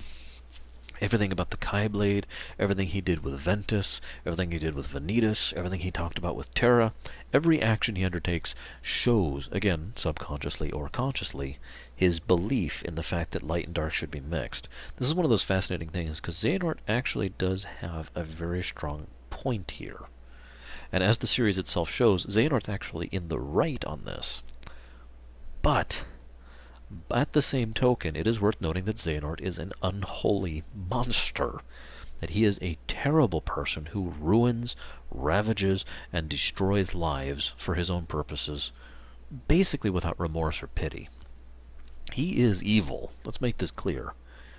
And yet, and this is so weird, he actually does have a sympathetic side. Kinda. There are two moments we actually see him showing his sympathetic side. One with Ventus, and the other with Ventus. He takes Ventus to Destiny Islands, his home, as a kindness. He separated Ventus's heart into the two, artificially formed Vanitas out of the darkness of his heart, but he felt like there was too little light left behind, and he felt like he had doomed Ventus to fade. So he took him there so he could rest in peace. I know that sounds like a weird thing. You know, I murdered you, so I'm going to make sure your final moments are as peaceful as possible. But that is about as sympathetic as Xehanort gets, which is also indicative in its own right. The real thing I want to talk about is twofold. Xehanort is from Destiny Islands. We know this for a fact now. We also know that Xehanort and Ericus worked under the same master previously, and we're pretty damn sure it was not Yensid. It is extremely likely, given the timing of things, that the master that arguably Yensid, Xehanort, and Ericus all were under was the same generation, aka the immediate survivors and the founders of the Order from the Keyblade War. In other words, it didn't actually happen all that long ago. And on top of that, that's relevant because it really gets across the point that Xehanort, given his age, probably lived through part of the Keyblade War, saw it firsthand, knew the kind of devastation it could cause. Might not have understood what it actually was at the time, but certainly could look back on that. And I think that would also go a long way towards explaining his mentality. But there's one other thing here that I really want to mention. Again, his connection to Destiny Islands is emphasized several times, and each time it's done basically without reason that we know about. I mentioned earlier the whole thing about Destiny Islands and whatnot. I feel like there is more to Destiny Islands than we know. And I feel like it is one of two things. One, it is a Nexus world of some sort that we don't know. Whether this was originally, maybe this is the only portion of the original world, the original realm, that still exists. Maybe this is the spot where the final battle actually happened to the Keyblade War. Maybe this place is so significant because of the people who have lived there, including Xehanort and Sora, two of, let's just face it, the two most impacting characters of the entire series. We don't actually know. If you were to ask my opinion on the matter, I think it's a combination of two things. One, I think Destiny Islands, like I already said, is actually one of the only pieces of the original world that is stayed the way it was before. In other words, this is a remnant of the original world, the combined world. Realm of Light, Realm of Dark didn't exist. It was just the world, right? The realm. Instead of the multiple worlds in the Realm of Light, the multiple realms in the World of Darkness. Or worlds in the Realm of Darkness, excuse me. But on top of that, it is my belief that because of that, a piece of Kingdom Hearts itself, or a connection, actually I'm going to use that word because it's better, a connection to Kingdom Hearts itself remained here. I was going to save this for later, but let's go ahead and talk about Ventus's true nature and my theories on Sora now, because it relates to what I'm saying right now. I have said before that I feel like Sora is actually a manifestation in some way or another of Kingdom Hearts itself. Let's get out a couple of actual facts before we get into theories here. First of all, we've never seen Kingdom Hearts. No, wait, we've seen it like 3 times, I hear you saying. We have seen the doorway to it twice. We have seen something that was the door to light once. Except, in all cases, it wasn't actually true. The door was actually just to the Realm of Darkness, with Mickey and Riku on the other side. The other 2 doors, the Blue Heart and the White Heart, were intended as ways to conduct the power of Kingdom Hearts through it. They always referred to it as Kingdom Hearts, but the way they talked about it and the way they show it, it was always pretty obvious this was just a tool to access Kingdom Hearts. The Blue Heart, summoned by the Kai Blade, and the White Heart, summoned artificially by shoving hearts into it by the thousands. These 2 things and the door are not Kingdom Hearts. We've never seen Kingdom Hearts. And here's the interesting part. We don't actually know what Kingdom Hearts is.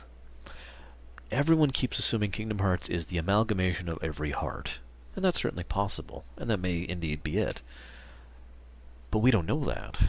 Nobody in the setting actually knows what Kingdom Hearts is. They only have legend and theory to go off of. I point to Ansem the Wise comment about how we know so little, paraphrased, we know so little about hearts and about Kingdom Hearts itself. Ansem the Wise, someone who, granted, has made mistakes, but in that moment was clearly in his right mind, said flat out, we don't know. And I feel like there's more to the situation than there appears.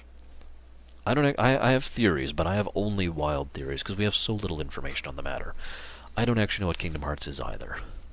But what I do think is that Sora is a direct manifestation of it.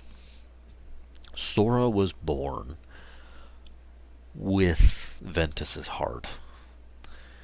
This is a hard thing to explain for me because I don't actually have the proper nouns or pronouns to explain this, so I'm going to try the best I can, okay? Ventus's heart was split in two. All of the darkness was ripped out and created a whole new being, Vanitas. Ventus was left behind with absolutely no darkness in him, not a trace. But, as Xehanort himself would be no doubt amused to find, that left Ventus broken, unconscious, and probably going to die because he was missing part of his heart. But I say that, but it was also because the light and the dark combined made him who he was. You follow? When he was dying, Sora's heart, because Sora hadn't actually been born yet, found Ventus on Destiny Islands, by the way, and offered to save him. And it did so by actually merging in a way that I don't know how to properly explain, because basically what happened is one heart was made that two people are using. You follow where I'm going with this? But here's the weird part, because it's not actually one heart. It is two hearts. They're just the same heart, even though they're segregate. You see why this is kind of hard to explain. And so Sora's heart and Ventus's heart is literally the same heart, even though they are different, well, even though they are separate, I should say. That explains a lot of everything. The interactions with Roxas, everything that happened between all of the three members and Sora, the connections between Sora and the later characters. All of this is made sense by this simple act. And this is one of the reasons why I feel Sora is this way. Probably has no knowledge or understanding of it. Because one of the things Sora does that no one else does, literally in the whole series, is Sora is connected to everyone else he touches in some way or another, and it's a metaphysical and literal connection, both. You understand? Sora is the only character in the series who people actively forget about when his heart is mixed up, when his memories are mixed up. They forget about him because of the way he's connected to them. That doesn't happen for anybody else. Now, it is possible that's just because that's the way memories work in this setting, but I think it's more likely because Sora isn't actually a normal person. You see where I'm going with this? Another thing I want to point out here is that my nose itches. That's a terrible thing. His connections to everyone is something that is attempted to be artificially emulated, but failed in every way, shape, and form. What I mean by that is, I'm talking, of course, about the 13 Darknesses of Xehanort, his attempt to connect all those people to him. But he can't do what Sora does, so what he just does is he just puts a piece of his heart into all of them, and basically just is all of them. You know, it's kind of like a hive mind sort of thing, is the impression we're given. What Sora does is literally be connected to all these people, but still leave them distinct. The impression we're given very strongly is that Xion and Ventus and Roxas and Sora are all still distinct people. You see where I'm going with this? You see the difference? Anyways, all of this is just theories, and I just wanted to toss it. I know I talked about this during my Kingdom Hearts 2 lore run, but having replayed this and having been started going through Dream Drop Distance a little bit, I'm actually a lot more certain of this theory than I was before, so. One of the other things I want to mention here about Xehanort before we move on. First of all, Xehanort's power is on full display at this. This is a good thing. First of all, it emphasizes how strong our three characters are, that they're able to withstand him at all. They never actually really beat him, not really. But more than that, when you have a villain like this, one of the good things to do is to have him start at the height of his power. I know this sounds weird, but you want him to be weaker when you encounter him later on, because the next thing you want to do is have him ramp up in power to get back to this point for the climactic finale. You see where I'm going with this? So we have Xehanort pretty much at the height of his power right now, moving mountains, commanding thousands of blades, effortlessly crushing Terra and Ventus, you know, all this fun stuff, just incredibly powerful. Destroys half a planet just by himself. And Then he loses all that power thanks to the loss of his memory, thanks to the improper joining with Terranord, thanks to his defeat by the Lingering Sentiment. All these things may cause him to lose his power significantly, and he goes down here. Then he splits into two. Now, even down here, he is, way above everything else, but you get the point. Splits into Ansem, splits into Zemnis. They do their things, and then Xehanort himself returns, and this way he can... The third game over here, which will have Xehanort as the primary villain again, can have this level of power again, now that the heroes who started down here have reached this point over the course of the story. You see where I'm going with this?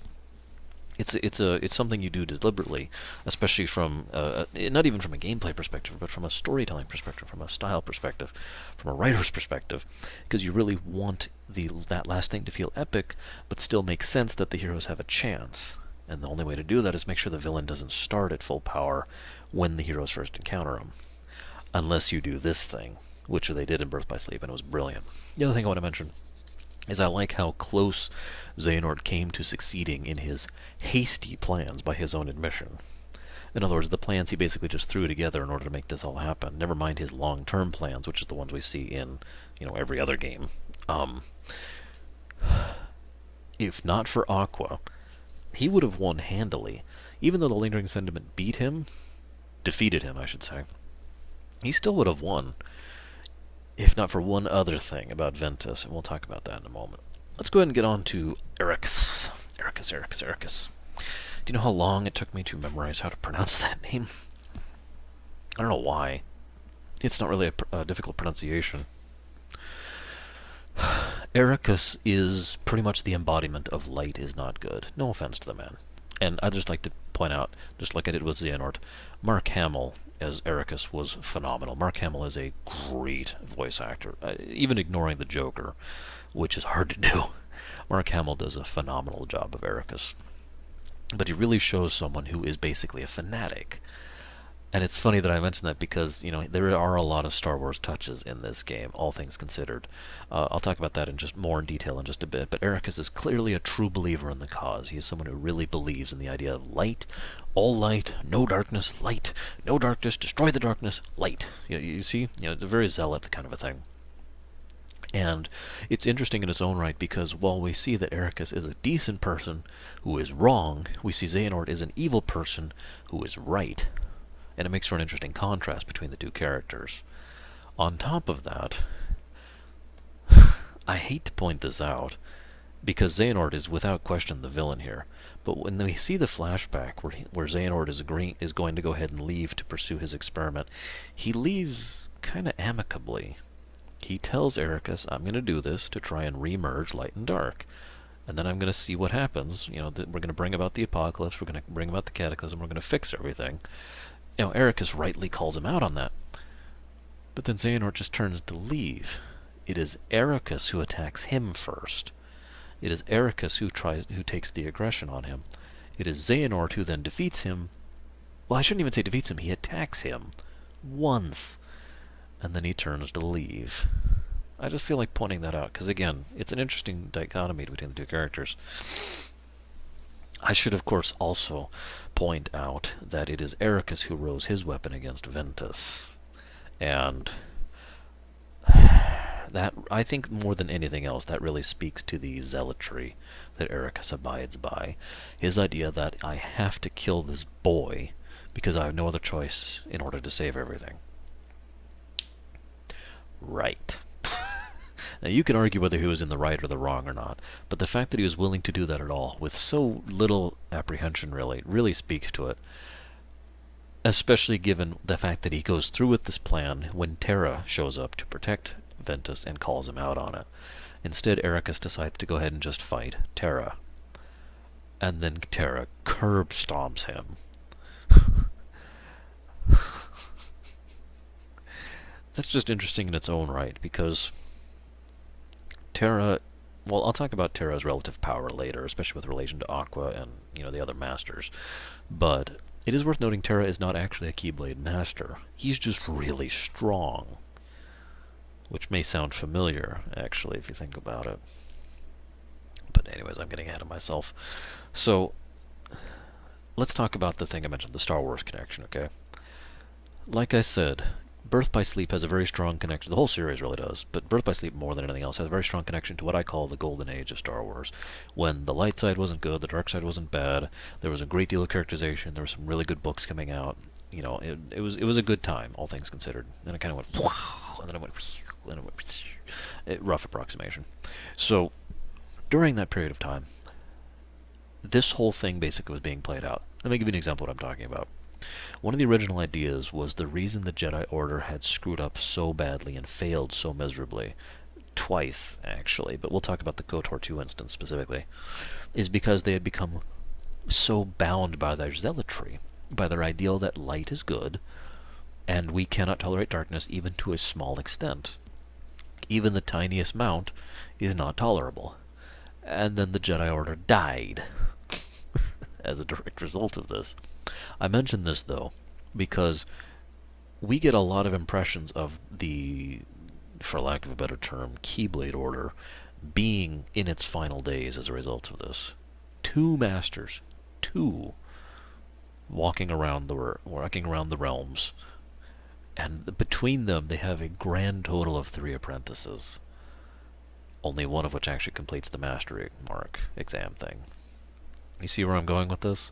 You get the impression that from the thousands upon thousands that were before, that after that they decided to bring things down a bit with the Order, and then the masters who taught Xehanort and Ericus and Yensid, or perhaps just Master.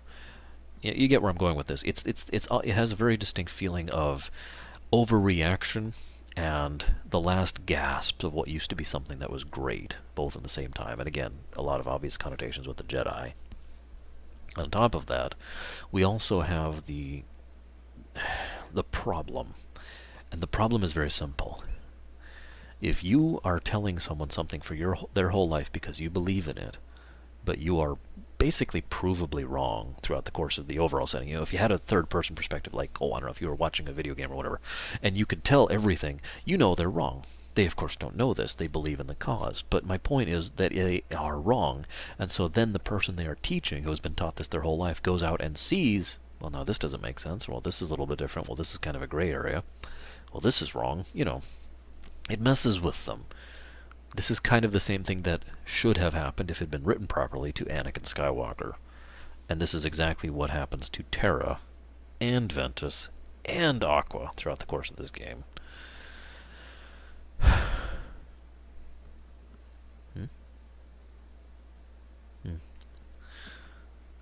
I only have a few last points, I swear. I already talked about that.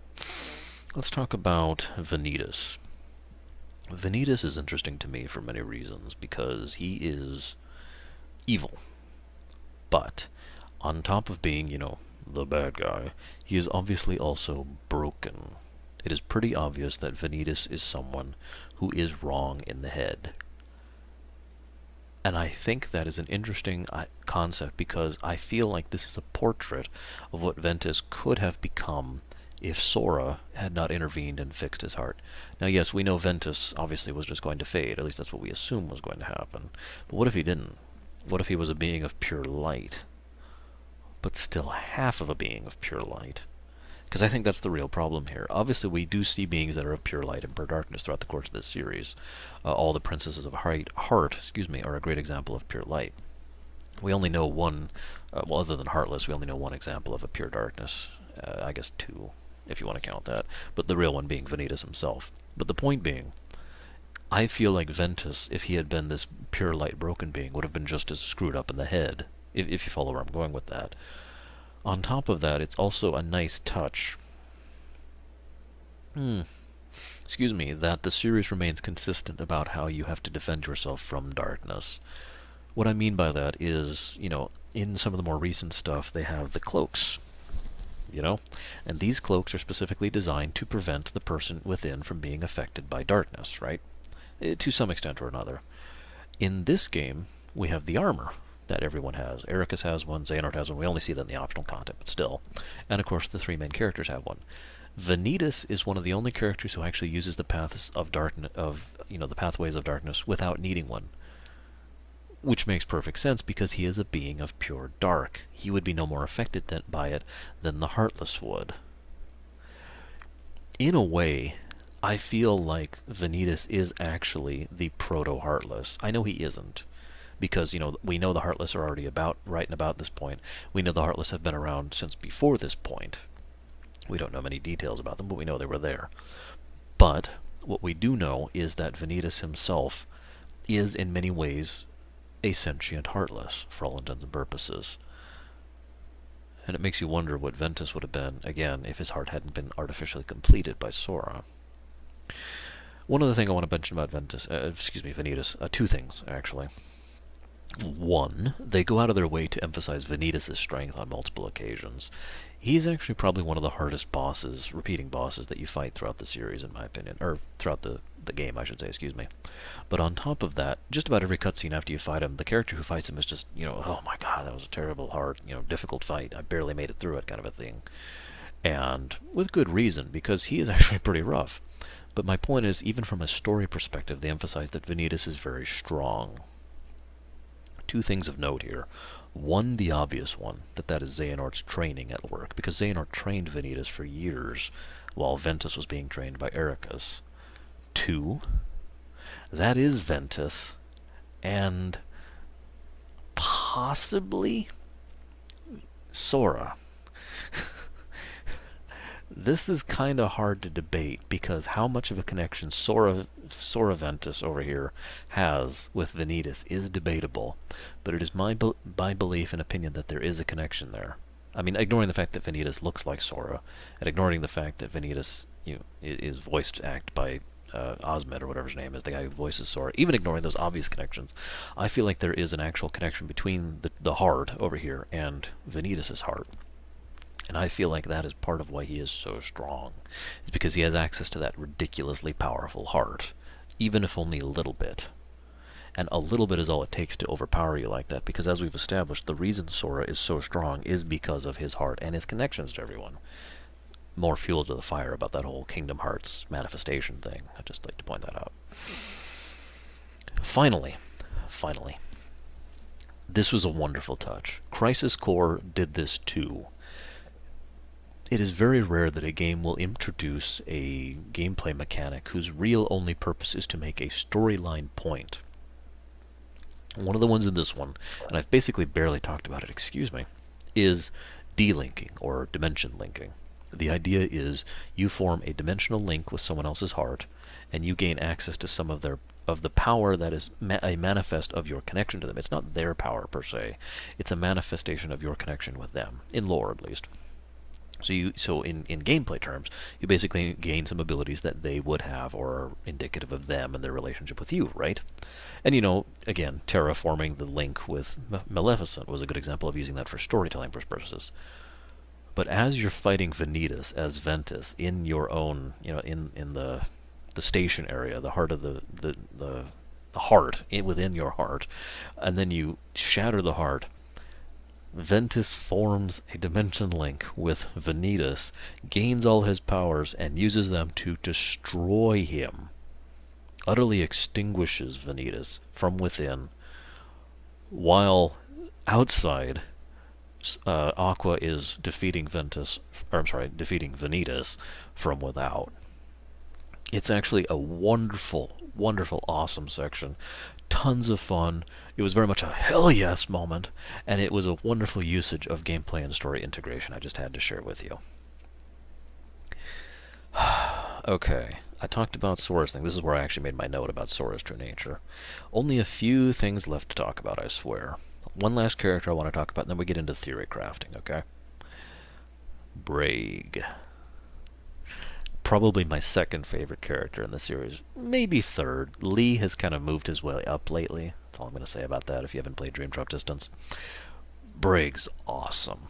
I've said before, especially in my video where I talked about the organization members, that it is my personal belief that Braig is probably the smartest character in the series. And I don't mean book smart. I don't mean scientific smart.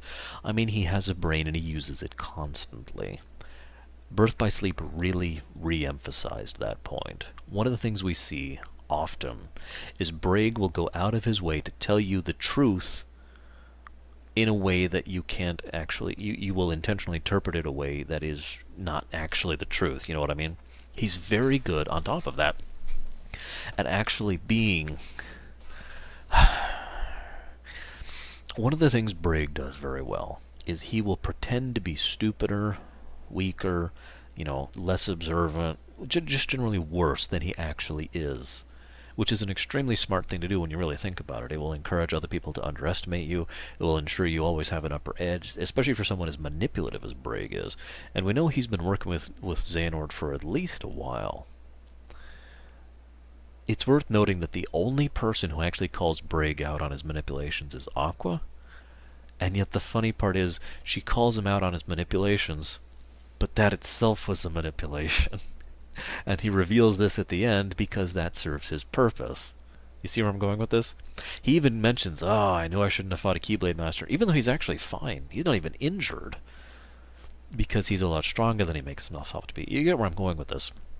This game really fleshed out the character a great deal. Most of what I've talked about him being smart, about all those things I've already said in previous games, pretty much came from this game and the presentation of Brig before he became Xigbar. But it's also worth noting, as I've mentioned before, what you are as a nobody tends to vary.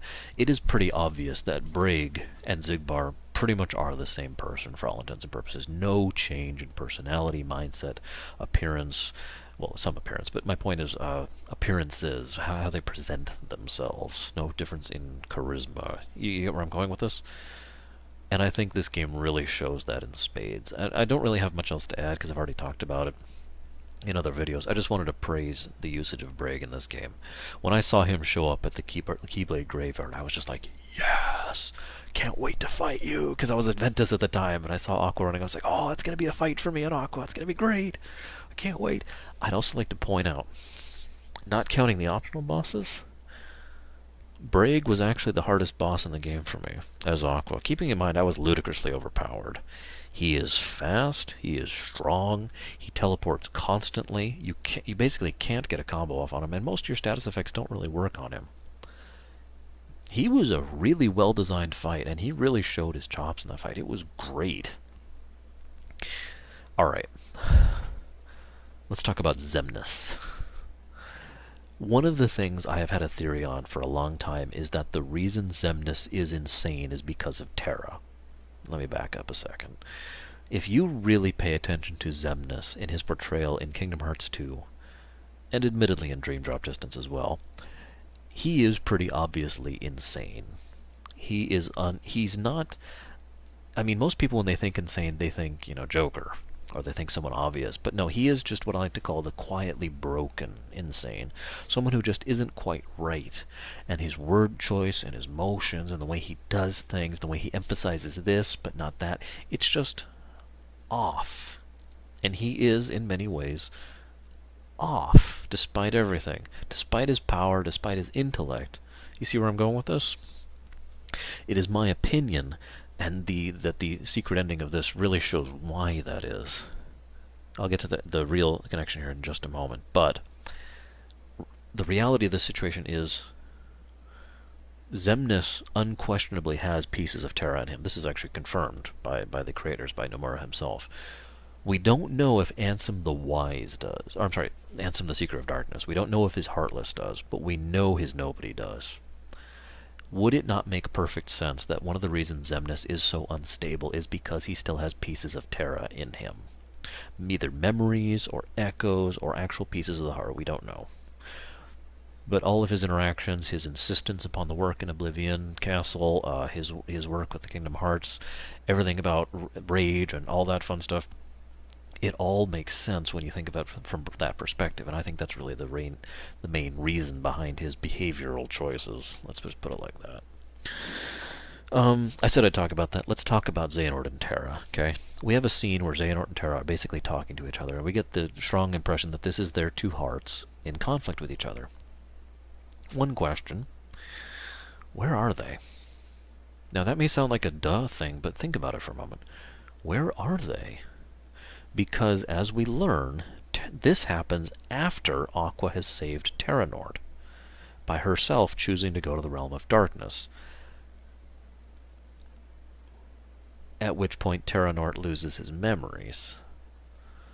So Terranort is there, but Xehanort, who's talking with Terra, has all his memories.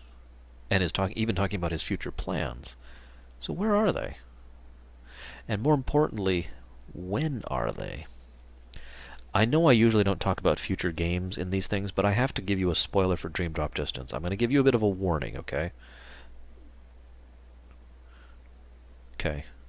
I'm not going to edit anything in. I'm just going to say this is your warning. I wanted to pause there so you have a chance to stop this. In Dream Drop Distance, we learn that Xehanort, for reasons I don't want to go into, has access to a form of time travel. And he gathers together all of various pieces of himself at one spot to create his 13 darknesses. Xehanort himself, the original, shows up there.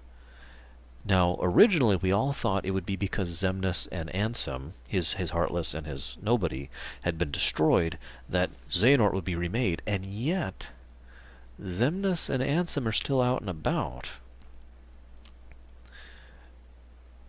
So what point in time were they from? Or is this after? How did they survive?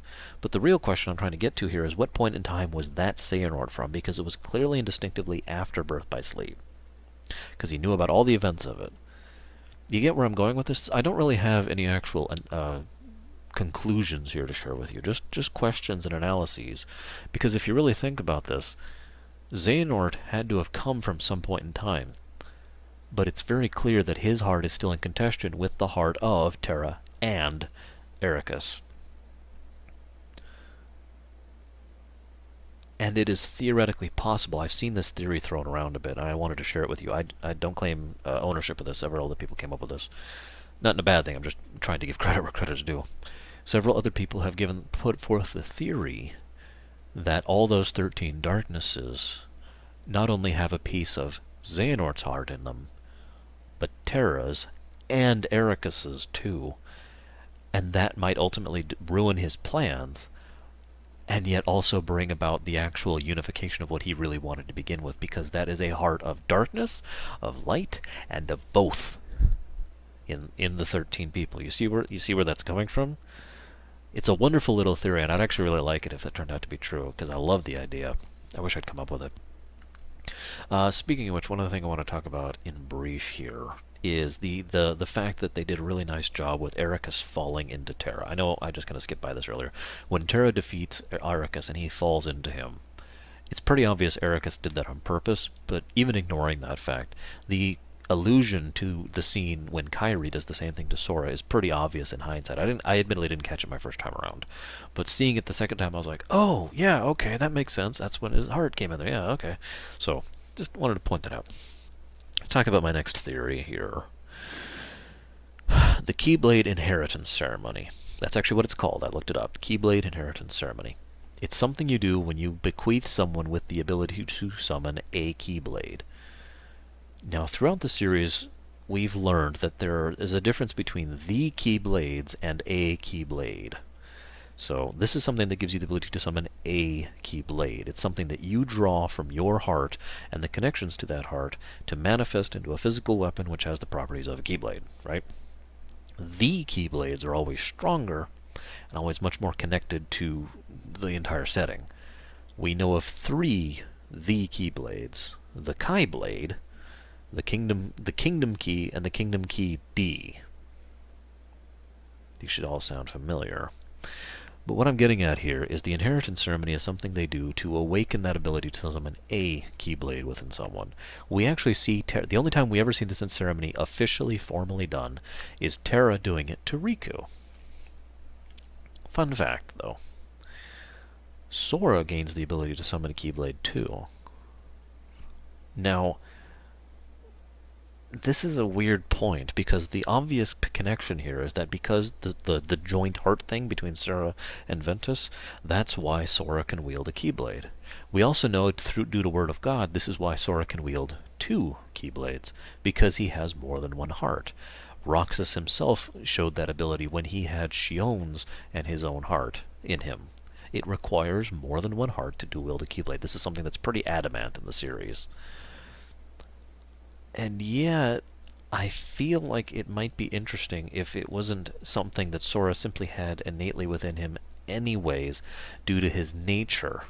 After all, what is the Keyblade he summons but the Keyblade? The Kingdom Key. food for thought. More thoughts about the inheritance ceremony. I already talked about the Kyrie thing. I don't really have much else to add there. But one thing that I find absolutely fascinating is the idea that... How do I put this? Riku receives the ceremony. Sora doesn't, but there's at least two ways he could have summoned it. Kyrie received the ceremony. All three of the main characters do. We know their masters did too. We know that Xehanort and Ericus both had the ceremony done to them. We know Mickey had the ceremony done to him by Yensid. Where did Axel's, aka Lee's, Keyblade come from? Now there's two thoughts on this. We do know for a fact that being a Keyblade Master is not required to perform the ceremony. We know this because Terra does it. He has not completed his mark of mastery. However, one thing we also know is Terra is as powerful as a Keyblade Master. I mentioned this earlier, how I was going to come back to this point. Terra has got his cord stuck. Terra is actually as powerful as a Keyblade Master. He is actually phenomenally strong, all things considered. He is also the only character in the series, actually, who has gone toe-to-toe with Xehanort and managed to come out relatively on top of it. I realized in the middle of that sentence that's not quite true. There is one other who manages it. That's Aqua, of course, which doesn't surprise me. So Aqua and Terra both manage that fact. But that's, again, that just further emphasizes my point. The actual Keyblade Master, who is ridiculously powerful, and the Omni-Mage, as I mentioned earlier, and Terra, who just through raw brute strength, basically, in his heart and in his power, manages to take on Xehanort and actually go toe-to-toe with him and basically succeed. In his prime, no less. Both of those were against Terranort, when he had a much younger, stronger body to back him up with, you know? So Terra was sufficiently strong to do the ceremony without actually being a master. So there's several different people who could have theoretically done this ceremony to Lee without us seeing it. One obvious possibility, and almost stupidly obvious, is Yensid, because we know for a fact that Yensid did the accelerated training with Lee in order to get him accustomed to this whole Keyblade thing, right?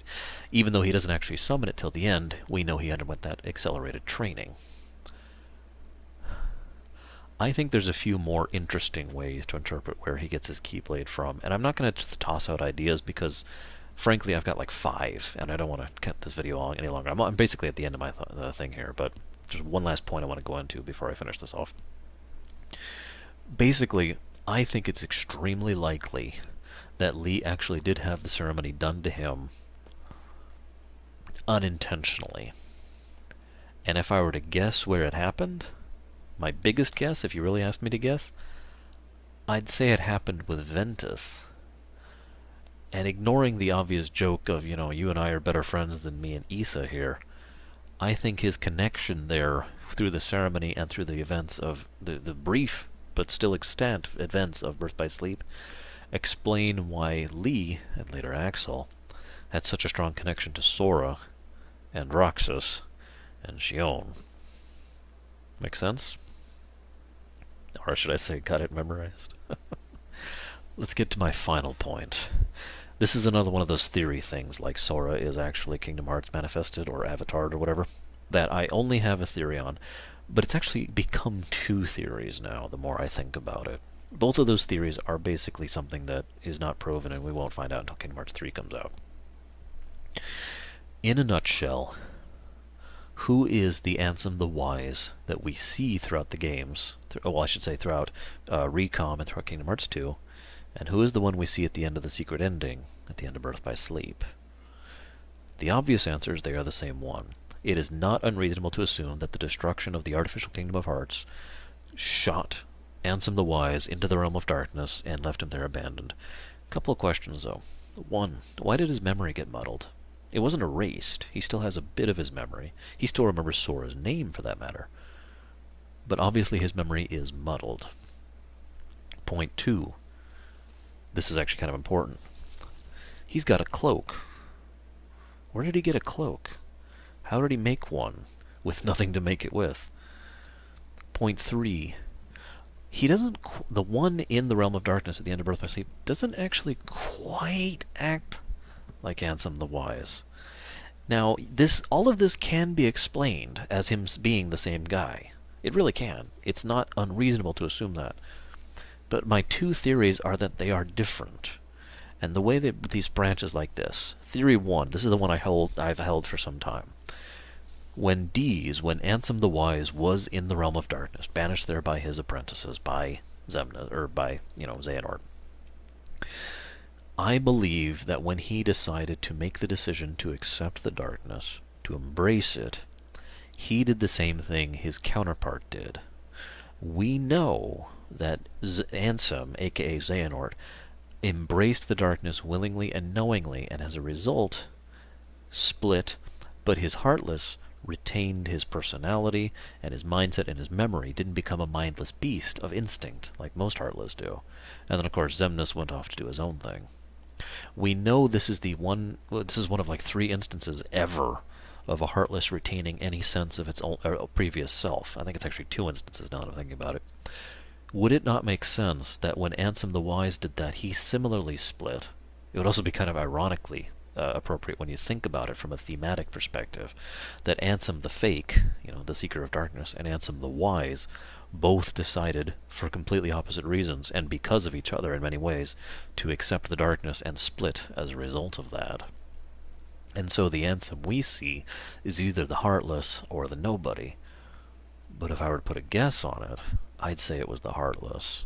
I'd say that Ansem we've seen in Chain of Memories, that we read about in his reports, and that we see in Kingdom Hearts 2, was his Heartless.